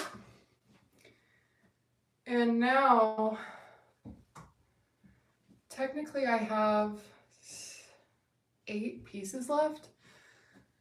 So it's 4 on both sides, but I am going to have to dip into my reserve stash because I am using more than I did last time. So at this point, this is what my hair is looking like that's left. So I have kind of a decent amount of space until I get to the point of my part. So now what I do is I'm gonna section it like this and work just on the back, and then I'll leave the front pieces for when I'm done with that. So I'm gonna take my comb, precision work.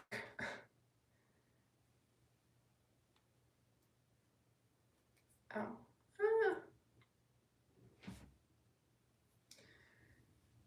What does that look like?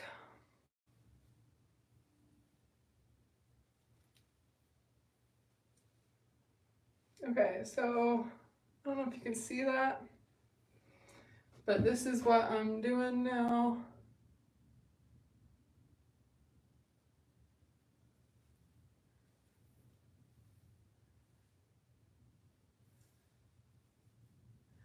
Okay, what does this look like?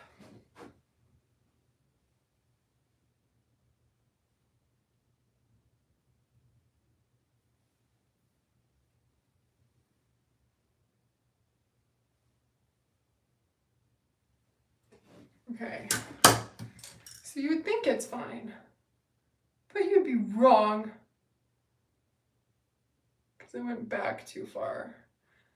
So that needs to go back.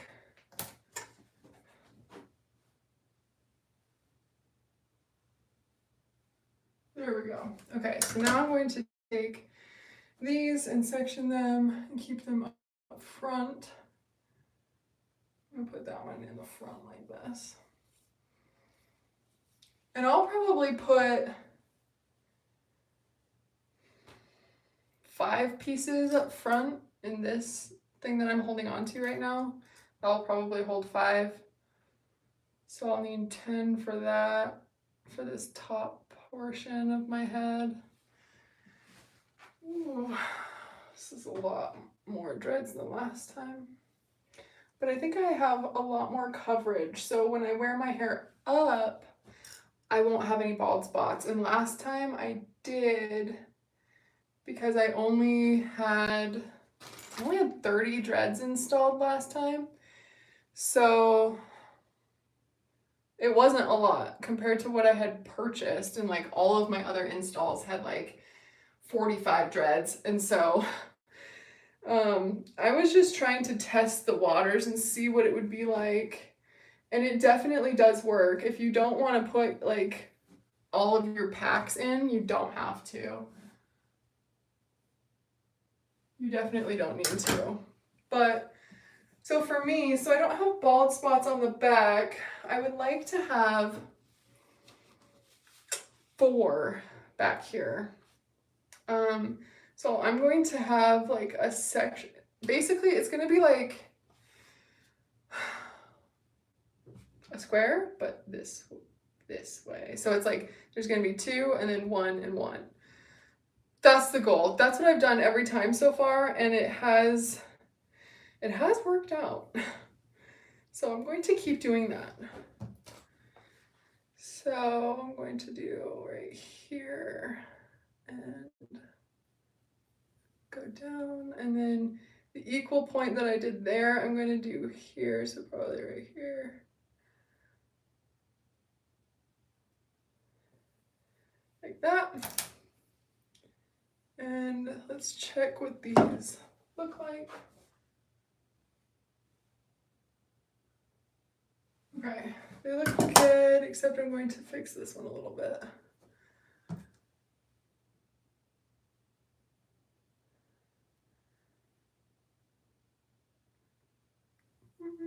I think I just dropped it. Hold on.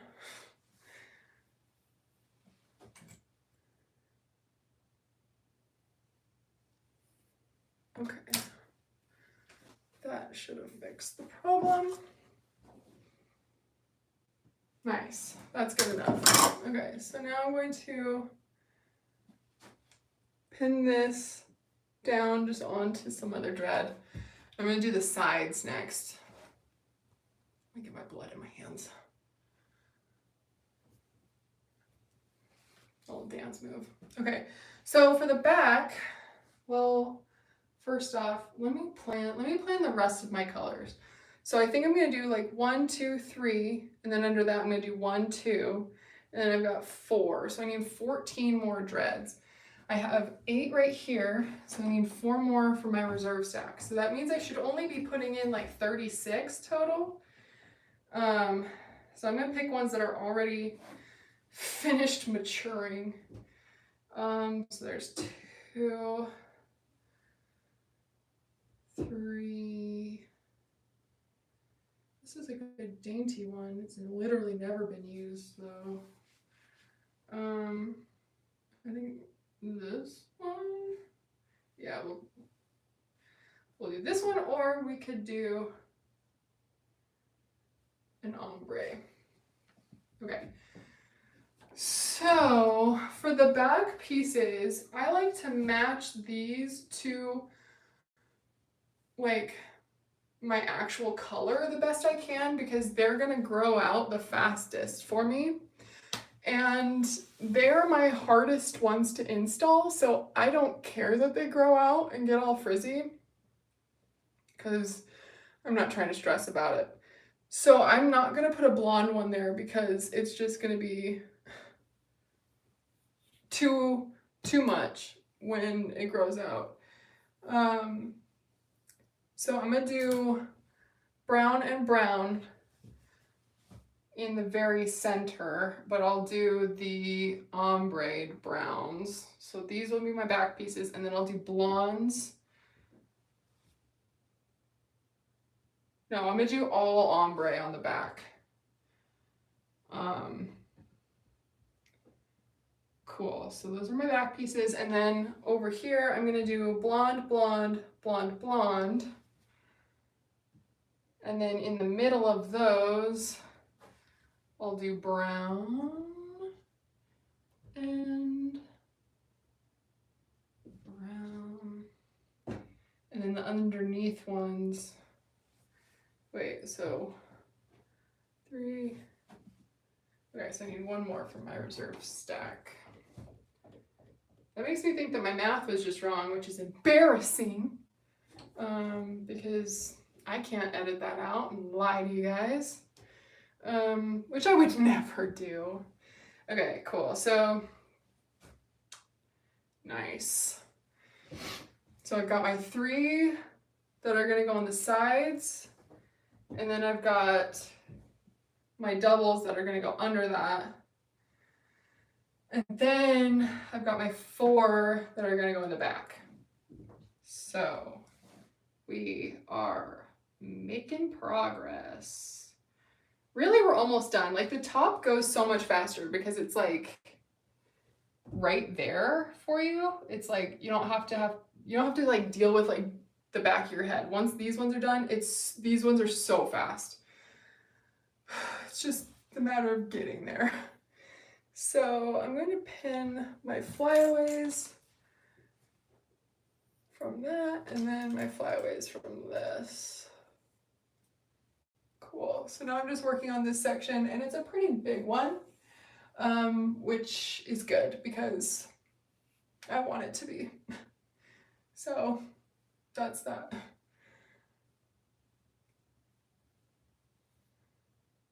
And then I don't have to use the dainty ones because I really like using the dainty ones up closer to my hairline because that is where my hair is the most fragile personally.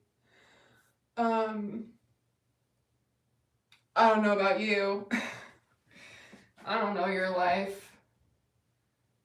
Okay, so I'm gonna do this one. This is a big one. And I also prefer all of my ends to be the same length, but you could, like, you don't have to put them in the center. You could adjust them so they're different lengths, and then you could have really, really long dreads if you wanted to. I don't. So I'm not doing that, but you could do that if you wanted to. I don't know. So I'm so excited to show you what this looks like when I'm all done. Like obviously you've seen me with my dreads in and done, but it's like start to finish. That's so cool. It's like when you saw me, it was short little hairs. And then when I left, it was long, luxurious, beautiful dreads. What a good day. Also, it snowed like 6 inches here, which I love. So it's really pretty outside, and everybody has stayed inside, which is nice because it's quiet outside now. But okay, so we've got this one in. I'm going to tie it off here.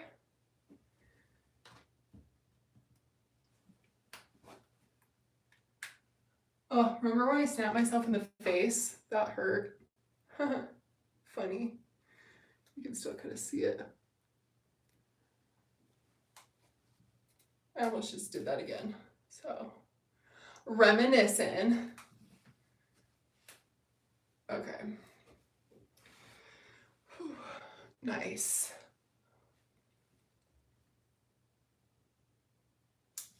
Okay, I'm gonna go to the other side now. Because like I said, I like to finish the back first completely and then move on.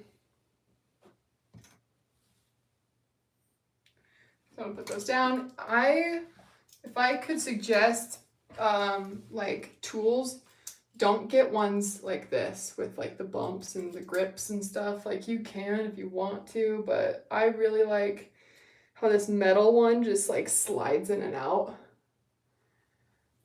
It doesn't like grip grip my hair and stuff.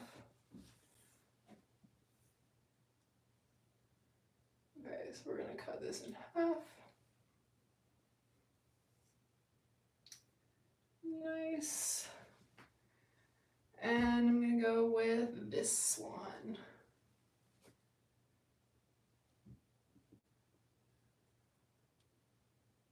I think after this, I'm going to make some food because I did not think this through. And I had you guys show up like at lunchtime. So I'm hungry. So I hope you have your snacks. I had this like wave of energy to put these in last night at like 2 a.m. And I'm telling you, it was hard to tell myself no. I'm like, no. These guys want to see this and they need some help. Maybe, I don't know. So I didn't put them in last night. So you're welcome. Just kidding. I don't know why I always get the wave of energy though to do these like in the middle of the night. There's just something about it.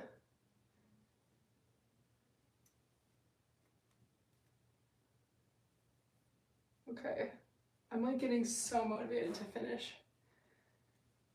We are at 131 minutes, so we've officially reached the 2-hour mark. I think we'll be able to hit this definitely before 3 hours. For sure. Unless something really funky happens.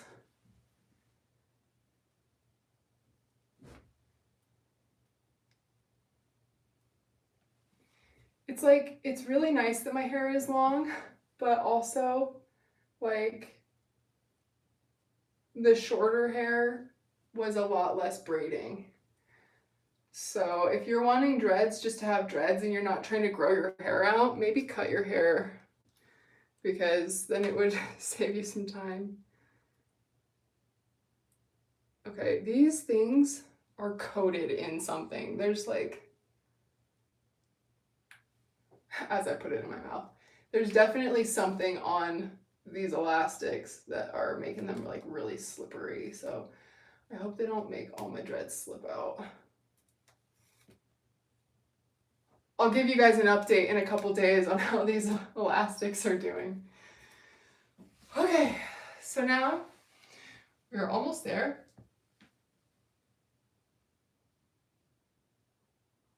Oh, I can hear the vertebrae like moving. I broke my back when I was a kid though, so I've just got issues. Personal issues. So don't even worry about it. Okay, so now for this piece back here, I need to cut it in half. Oh, like my hair is stuck on this thing now. It's like more breakage from this clip than my whole head of dreads. Okay. So I'm going to cut this in half, but first I'm going to pin all that back. Like, that was so easy to do. Okay, and then with this, I'm just gonna go boop.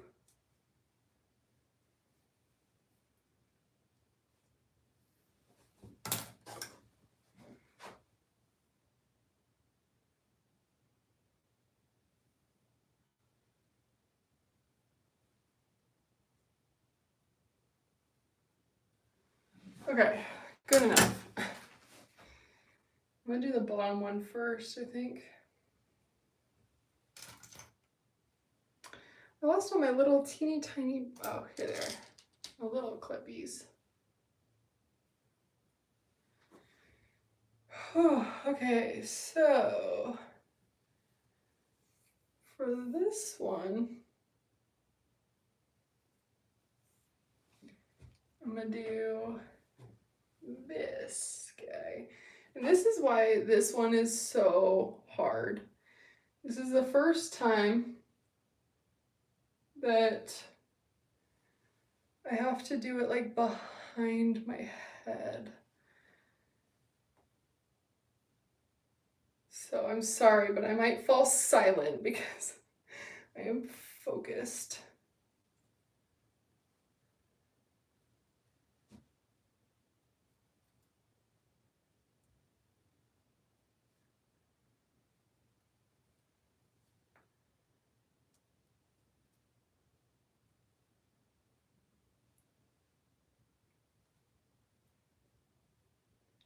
Okay. And then once I've got it a little bit, I'll bring it to the side and make it easier for myself.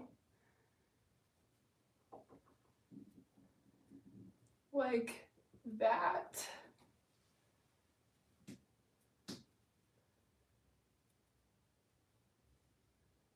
If I were to have someone help me though, of all of the dreads, it would be these two pieces that I'm doing right now. Like, these are the hardest ones on your whole head just because of the way that you have to secure, like the way that your arms are when you have to secure it. It's just, it makes it the most challenging piece. Ah, my hand is cramping. Ah, ah. I need to eat a banana. Okay, cool. Oh my God.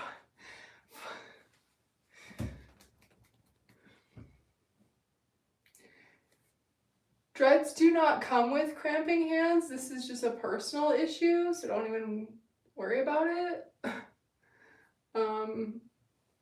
You know, I just don't eat a balanced diet. It's a personal problem.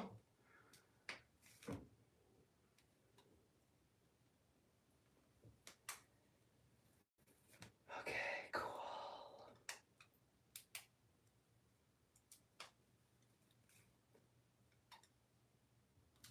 I do not like how big these elastics are. Okay, and then also, it's already slipped. I don't care. I'm gonna leave it in.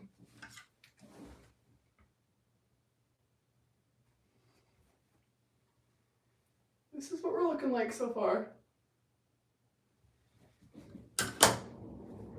Now time to add this one in.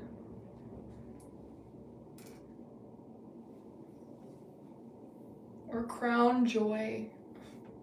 Or crown jewel. What is that? I don't even know. Okay. I'm gonna put in this one.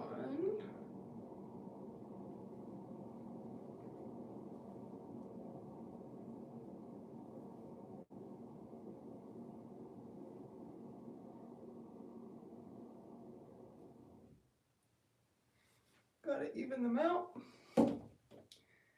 Okay, and then just gotta focus.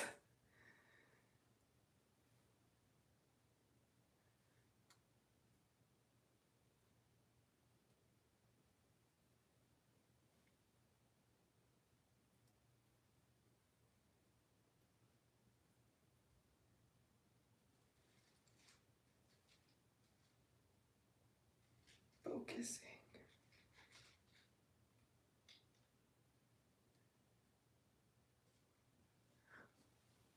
I don't know.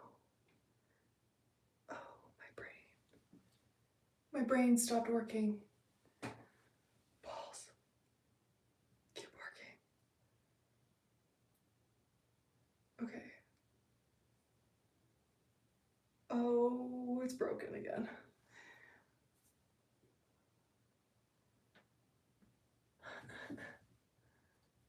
I'm telling you, this is the hardest one.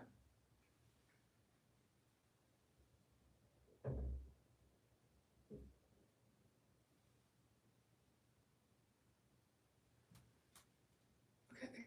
Ooh, nice. Okay, and also if you can hear those little snaps, those are not my normal, that's not my hair snapping, that's me just breaking my dread. But we got it. Oh my gosh, I'm like sweating. Gotta walk it off. I'm gonna walk too.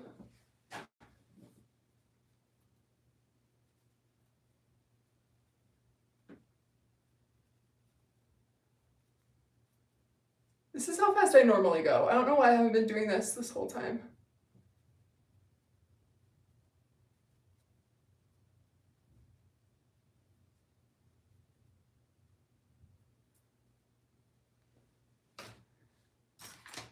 I'm sorry I wasn't faster for you. You can see I'm sweating right now. Like this one, this back piece, it gets me every single time. Every time. It is my nemesis. There we go. Okay, so the back, ooh, this clip randomly. Okay, the back is done. So don't worry about this piece. Bald looking spot. Because once everything lays down and I've got pieces up here, like my pieces back here actually lay down in the back of my head, so don't worry about it. We're on the final home stretch. Very excited about this, as you can tell in my face. Okay, but for real, I am excited. Okay, so this will become 5 pieces. And this is where I feel like my way of installing is different than a lot of other people, because this section, I'm putting 5 pieces, and this is where people will put most of their dreads. And they do that because for like weight distribution, they want all of the weight on the top of their head instead of like in the back and stuff. I don't have, like, once I have all of the dreads installed, it's not like it's heavier in the back. It's just safer for my hair personally. So if you've got thin hair like me, maybe in your thinner spots, don't put as many dreads as other people might. And another bonus is that it's much easier to make your sections when you're working with the top of your head compared to the back of your head. So if you care about what your sections look like, you can, my hand won't stop cramping. You can make good sections on the top of your head where people actually see them and it actually matters. But the back of your head, like you can't see any of my sections. So, okay, here we go. Sectioning this again.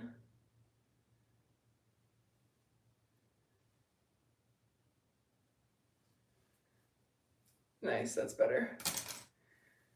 Okay, so we're gonna do this.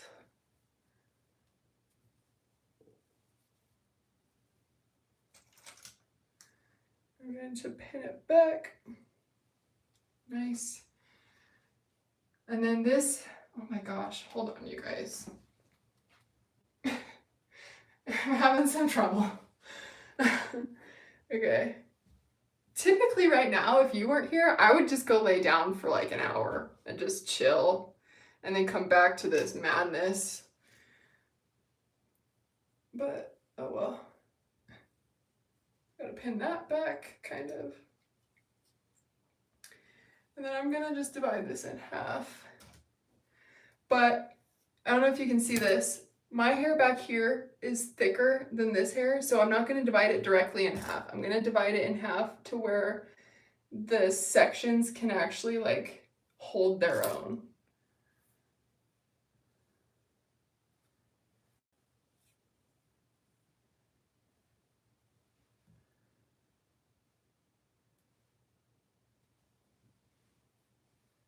Okay.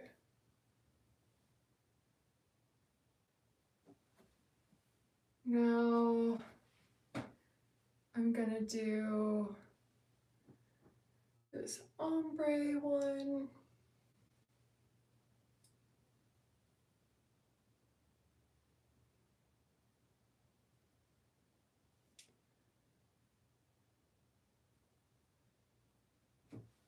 Low back.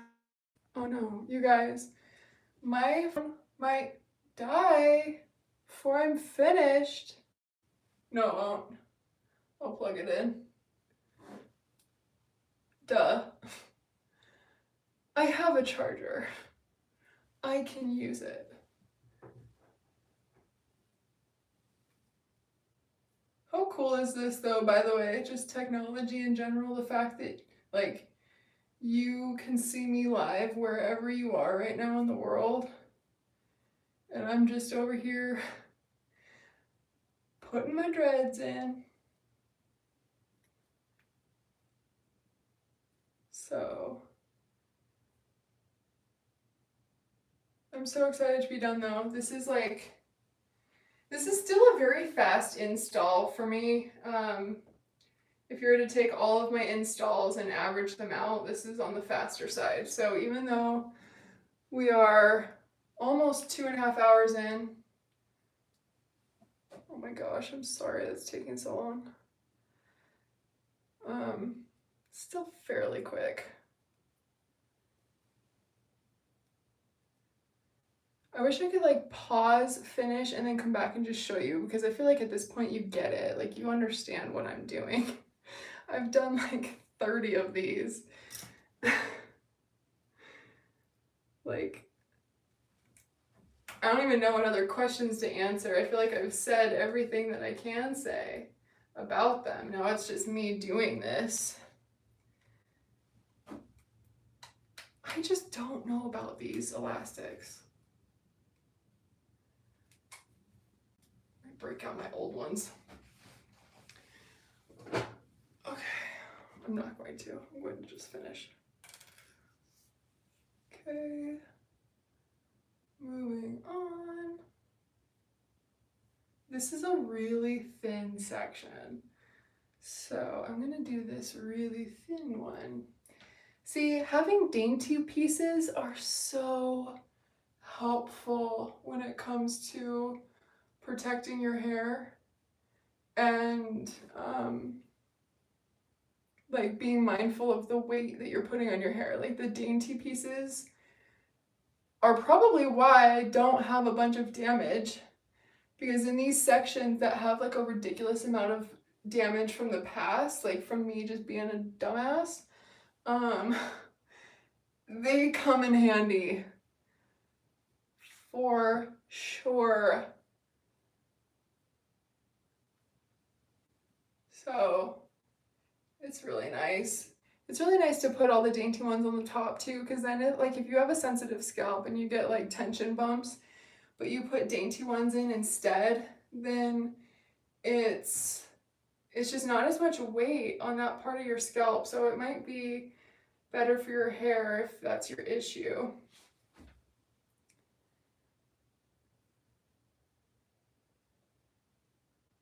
But like down to these strands that are so thin, it's like there's like 7 hairs in each section. It's so funny. But I can't tell you enough like how much my hair has healed, how much healthier it is now than it was back before I got my dreads. Like if you've seen my unboxing video of my dreads, oh my gosh, I'm filming, oh, I already filmed it, but I'm putting out a video soon of me reacting to my unboxing video to like celebrate like 1 year with my dreads. And so I was watching that video and oh my gosh, you guys, my hair in that video, I have it like half up, half down in like a scrunchie, and it looks so bad. Oh my gosh, it's funny.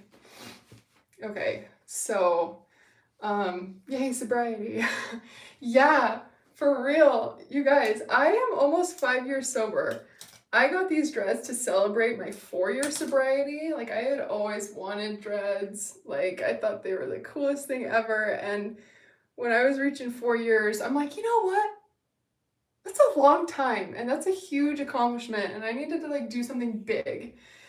And I got these dreads. And it's just so crazy now that I'm like almost 5 years sober.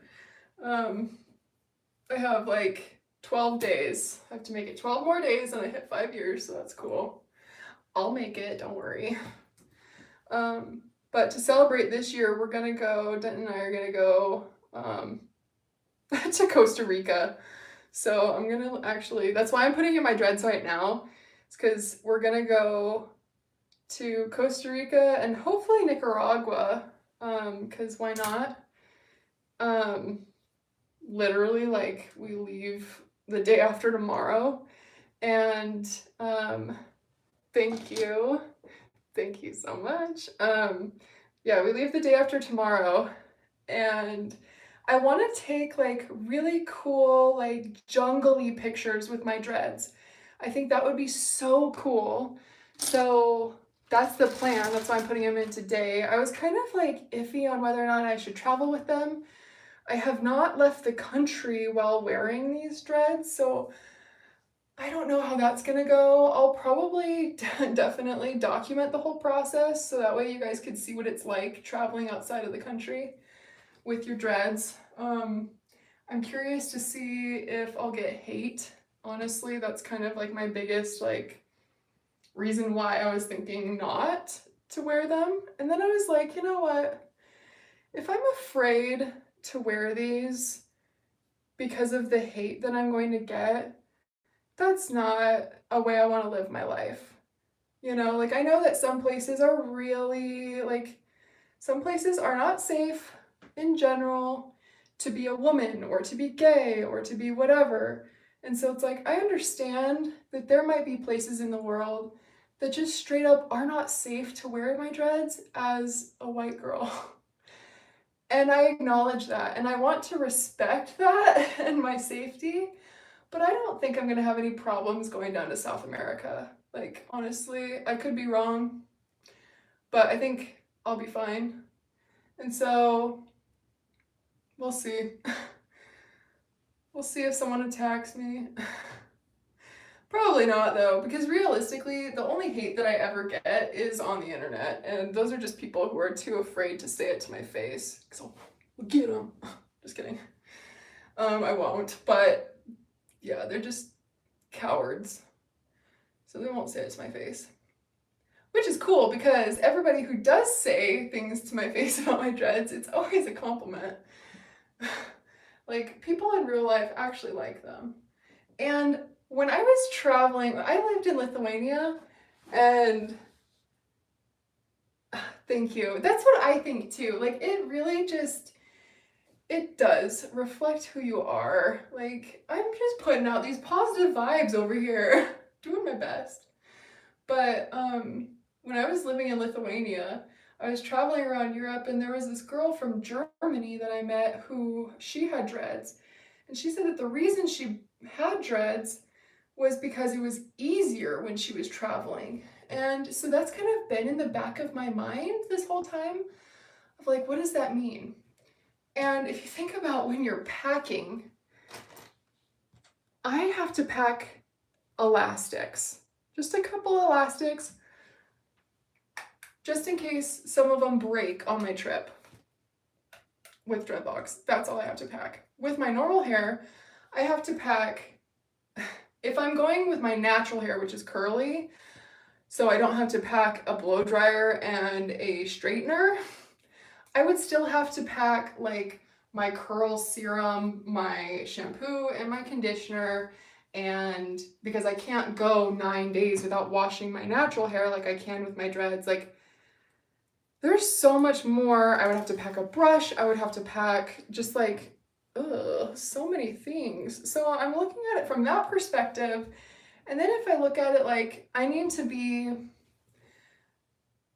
okay, this is turning into kind of like therapy, but like I kind of have this feeling like it's almost like this obligation that I have to pave a path for other women who want to have dreadlocks and who just need the confidence to do it. Because if I'm feeling iffy about a situation with my dreads and I have a bunch of confidence with my dreads, I can't even imagine what people who aren't super confident feel when they're like walking around the grocery store and getting stared at, or, you know, all of those other things. Like, I feel like it's like my duty to see what it's like in reality of like, how is it actually traveling with these dreads?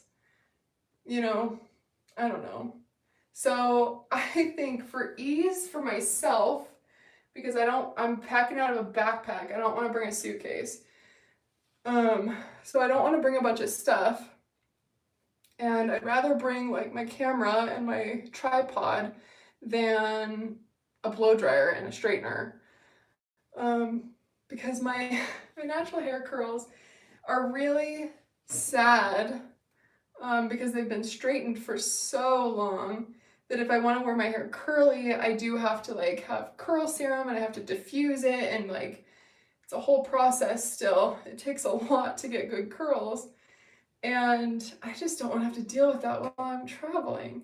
I would much rather just throw my dreads in and then just be able to focus on the freaking sloths in the jungle. There are sloths in Costa Rica. I didn't know that until last week. I don't know if I've been living under a rock, but I had no idea Costa Rica is like literally, according to National Geographic, one of their national parks is like the most biologically diverse place on the planet. I didn't know that. So apparently that national park is like really challenging to get to. It takes like 3 days and like all these river boats and stuff, and that would be like so cool. I don't think I'll be able to go to that rainforest because I think it's too far south, considering I also want to go to Nicaragua. So I'm flying into Liberia from Houston. So I gotta go fly to Houston, stay the night, and then fly into Liberia. And then once I'm in Costa Rica, I honestly have no idea what I'm gonna do down there yet. With the new year and stuff, like I've been so busy like making videos and like trying to make videos, trying to figure out my camera and all that stuff, that I haven't planned anything of my trip yet. So I literally leave in 2 days and I don't have anything. Like I still need a rental car, I need hotels, I need to know the cities. The only thing that I know is the fact that I'm flying into Liberia on the 6th. That is it. So I should plan that. I think I'll plan that after I'm done with this. And I'll record it. I'm not going to go live because I'm kind of, I'll give you guys a break. But if you want to know more of my travel stuff, I do travel all the freaking time because it is my passion in life. We're on a flying rock. I don't know if you know that, but if you zoom out and you stop thinking about your own little individual problems, zoom out, we're flying on a rock through outer space, either towards or away from a massive black hole, probably. I'm not a scientist, but my goal is like, I want to see as much of this crazy rock as much of it as I can. Like, there's so much life here. I've never seen a sloth. I need to go see these sloths. I wanted to go to Africa, but honestly, I'm broke. Like, I don't have enough money to go to Africa. To do it right, at least. I need to go to Namibia. That's like in Botswana. Those are my two that I really want to go to. But like, I feel like being over there, like I would love to have like a camper van and just like road trip Africa. I think that would be so cool. I know that people have done that, like you can do that, but it's like really expensive, and then like it's a huge continent, and so like obviously I would need some time. So I don't know, it's just that one's kind of harder to do on a whim, last minute. But Costa Rica, I'm all for the jungle adventure. Cute. Okay, so now moving over to this side. See, look how fast that goes when I'm talking about traveling. So fast. Also, I'm like out of water. I've been talking so much. I don't think I've talked this much in one stretch for years. I'm surprised that you guys are still here. Like, good on you. But yeah, so I'm going to Costa Rica and I'm very excited about it. But I just found out, based on some other YouTube videos that I watched, that apparently, like, they have a problem with, like, oh, what is it called?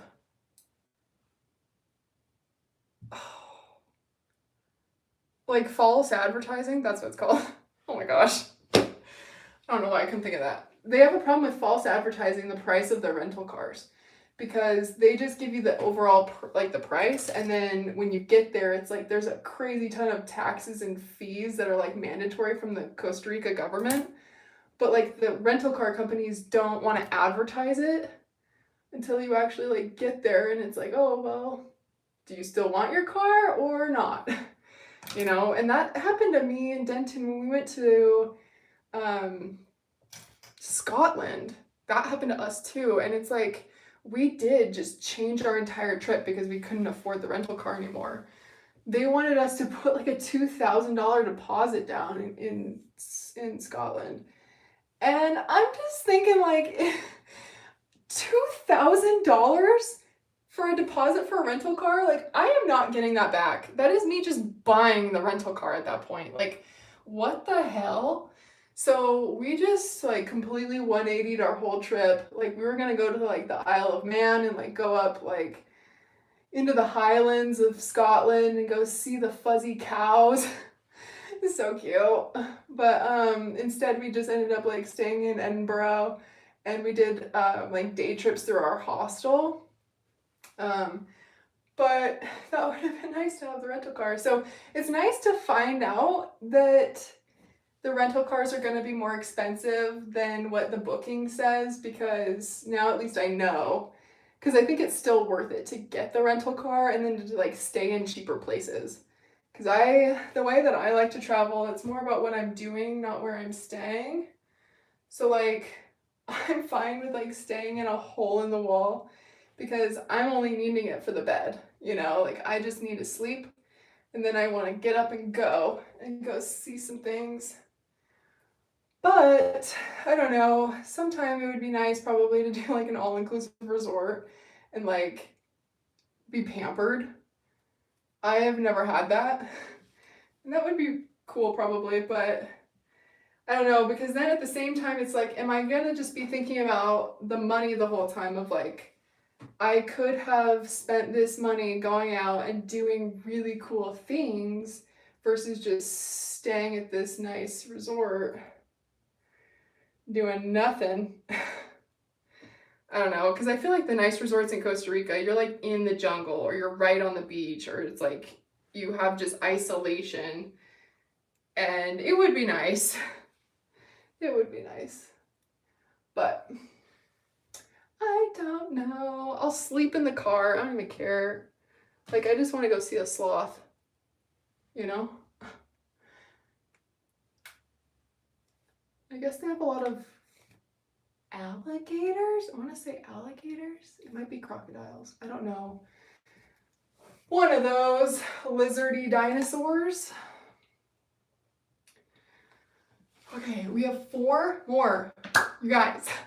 We're so close. Yay, I'm so excited. Okay, don't celebrate yet. Okay. Ooh. Whoa, tone it down.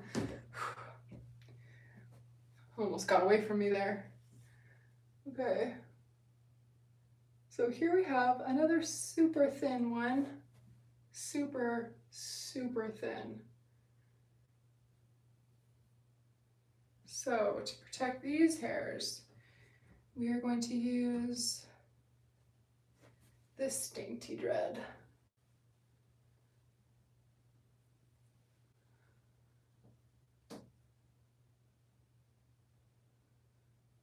But yeah, so I have nothing planned for Costa Rica yet. If you've been to Costa Rica, give me your travel tips. Share your itinerary with me. What should I do? Also, should I really just should I see more of Costa Rica or should I go and hit up another country? Because I'm weird and I like to count off the countries. Like, I've been to I don't know, I think 25 countries, 26 countries, I don't know. And I want to see them all. Maybe take a journal, write about the land, you'll find. Yes, I was planning on taking my journal. All of us barking. I don't know what she's barking at. I was planning on taking my journal because this trip is falling over my birthday and over my sobriety birthday. Olive, what are you barking at? It's okay, babe. So it falls over like 2 really big days for me. So I do want to reflect and feel my feelings. When I went to the Bahamas, I was there for my 2-year sobriety. And that was really cool because we super broke back then too. We stayed, oh my gosh, this is actually crazy. We stayed in a tent in some guy's front yard. He had it listed on Airbnb. It was $20 a night. Pretty steep for a tent, but it was actually really cool because it was half a mile away from the beach, and there was a walking path, so it was so easy to get to the beach. And then this guy had built a little outdoor bathroom. So we had a private little bathroom and it had an outdoor shower, and Denton is a fiend for outdoor showers. If I could find a place with an outdoor shower, he would just marry me all over again. He's so funny with it. But it was so cool because you can take a shower at night and it's you're underneath the stars, and it was really cool. But that place on my sobriety birthday,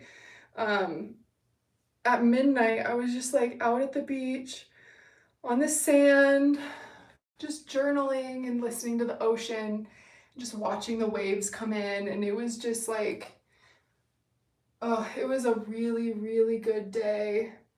And so I kind of want to try and fabricate that again.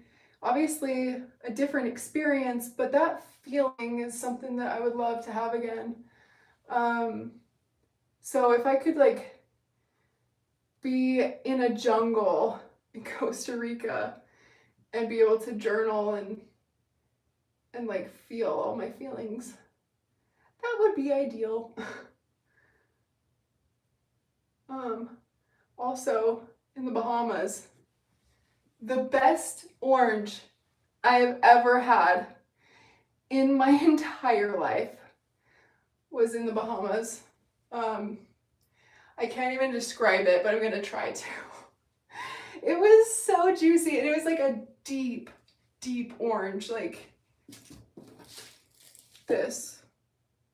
It was really, the inside. It was so good. Every time I eat an orange now, I just think about the Bahamas, and I think about how I'll never be able to find another orange as good because it was my favorite. Oh my gosh, and the bananas in St. Kitts are amazing. Oh, did you know that bananas grow in St. Kitts? Wild? If you've got banana trees on your property, you can farm them and sell them and stuff. But they're crazy with their bananas, and they're so good. So that's just a thought. So I'm kind of interested to see what Costa Rica is going to bring. I know that there is one of the blue zones down there, like down south, I think, which I don't know if you know blue zones. That's like, I think there's like 7 in the world that are like crazy for longevity. So like people are like living well over 100 years old over there. Like there's just like this abundance of elderly people that are like healthy, living really, really old. And so I think one of those is Costa Rica. And it's like one of the consistent things about it is like the activities they do, where they get their food, and the weather. It's like, for the most part, the blue zones are like fairly warm most of the year, warm and sunny. And then they're able to, oh, I forgot to get my charger for my phone. And then they're able to grow their food locally. So it's like they're not being poisoned by all the pesticides and stuff. So that would be cool to check out that town, but I think it's kind of hard to find. I need to grab my phone charger.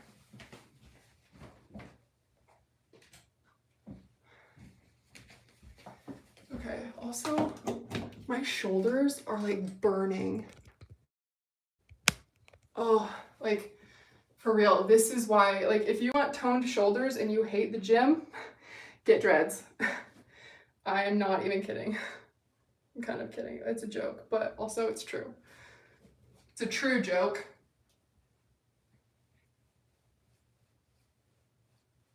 Okay, we have 2 more. I can do this. We can do this. I need water and I need food. I need to finish this. But I like to have my dreads in the front different colors. Cause that's just how I do. You know how I do.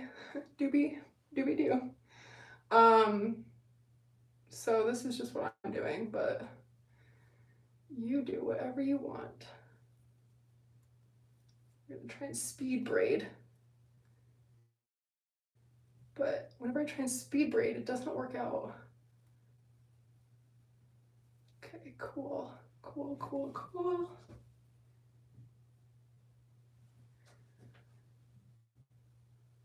There's also like, sorry, I'm just still thinking about Costa Rica. There's also a bunch of like waterfalls and stuff to go see. And there's a waterfall that has like crazy blue mineral kind of water, and it's like a hot spring. So people have died getting in it. So you can't swim in it, but crazy. I don't think I've ever seen like a hot spring waterfall before. Like there is a lot of geothermal activity in Costa Rica, it seems like with their biodiversity, there's gotta be something going on that like the earth is like, here, take all this energy and minerals. And Costa Rica's like, okay, we will. And they do. I'm excited to go see it. It's gonna be really cool. It took us a long time to decide where we were gonna go, and we still might end up going somewhere else realistically because we fly standby and you never know. But we were thinking Aruba for a while, and just have like a chill vacation, just like hang out on the beach all day, which would be really cool to do in Aruba. But Aruba is just very pricey. Because I would want, if we're just gonna chill and do nothing, then I would want like a nicer place to stay if we're just gonna stay at the place the whole time. And all of the places in Aruba for the time that we're trying to go are either just like renting a room from an Airbnb, which I don't really want to share a space for my birthday and sobriety trip. Like, that's fine when I'm just like traveling around the US and it's just like whatever, I just need a bed. But it's like if I'm actually trying to have like a vacation, I don't want to just like rent a room out of an Airbnb. That being said, I can't even count how many hostels I've stayed in So many where you're like, oh my gosh, actually, let me tell you, the worst hostel, it wasn't bad, but it was crazy. The craziest hostel I stayed at was London, and there were 36 beds in one room. And that's the room I stayed in because it was only €6 a day. And I was so poor. No, I was broke. Poor is a mindset. Broke is temporary. But yeah, very broke. And there was this man who slept in his whitey tighties, and he was like, I don't know, not cute. That's not the point. But like, he was snoring all night long, and he didn't sleep with a blanket on. And so every time it's like you wake up and you're like, what's going on? What is that? And you look over at the snoring person. It's like you see his big butt in his whitey tighties. I only stayed there for 2 days. And then it's like, you know what? I think we should maybe go to Amsterdam now. So we did. And it's just the bigger city you're in, the crazier the hostel. But you guys, we did it! We finished my dread install. That is all that I do. Just the same thing 100 million times. Look at this. What does this look like?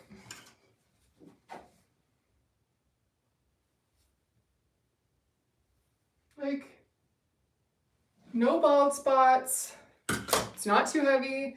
Every single section has had the thought put into it on how much weight is having to hold up. Like, people in my comments that say like, oh, your hair is gonna fall out. No, it's not. Literally, no, it's not. Like, I am being so intentional and protective over what I'm doing with my hair.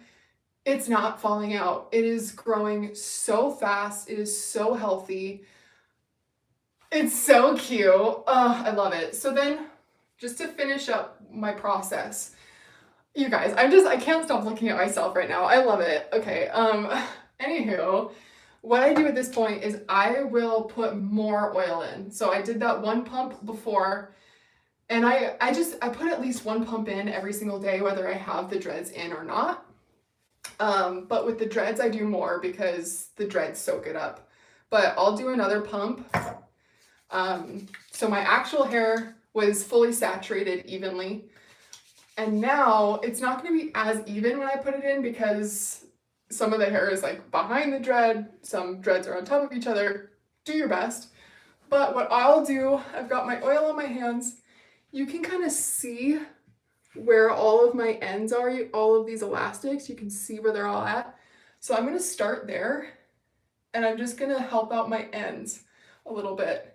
And I'm just gonna put more oil on those ends because those are exposed to the rest of the dreads, and they're just gonna be kind of like, they don't get knotted up, but they are, I mean, it is rougher than my normal hair, you know, like the dreads are just like dreads and they're not silky. And so I just want to protect my ends as much as possible. So I'll just go through and keep putting in this oil. You don't have to overdo it because it could also cause some buildup. So you don't want to like overload your scalp with it, although I am putting it in my scalp right now. Just kind of like forcing the oil on there, but I don't want to like fully saturate my hair with oil because you don't want a bunch of buildup to where you have to just then like go wash it all the time. If you're putting too much oil in and you have to wash it all the time, then it's gonna be like when your dreads get wet, they're gonna be so heavy, which then if they're heavy and your hair is wet, your hair is at its weakest point when it's wet, and then if you put all the weight on it, it's like you just don't want to be getting them wet all the time if you don't have to. So just be mindful of the buildup. But that is how I install my dreads, start to finish, live. You know, it is what it is. It's really not that hard. The hardest one is that piece. That's it. It's the only hard one, too. There's 2 hard ones. All of the other ones are fine. And then I can take these Put them back.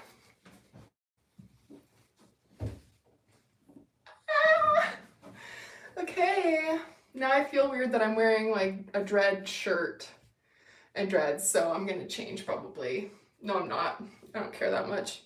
I'm just gonna go lay down because I'm fucking tired. So thank you so much for watching with me. I didn't watch this. Thank you so much for being here and watching me do this. I love you, and also like I really hope that this helped, because that's the only reason that I did this, is that I was hoping that it was going to help you. So if you found it helpful, please like the video and then subscribe to the channel if you haven't already, if you want more dread content and honestly travel content, because that's what I want to do with my life is travel. So I'm gonna just like document everything at this point. So thanks so much for being here. Okay, I will talk to you later.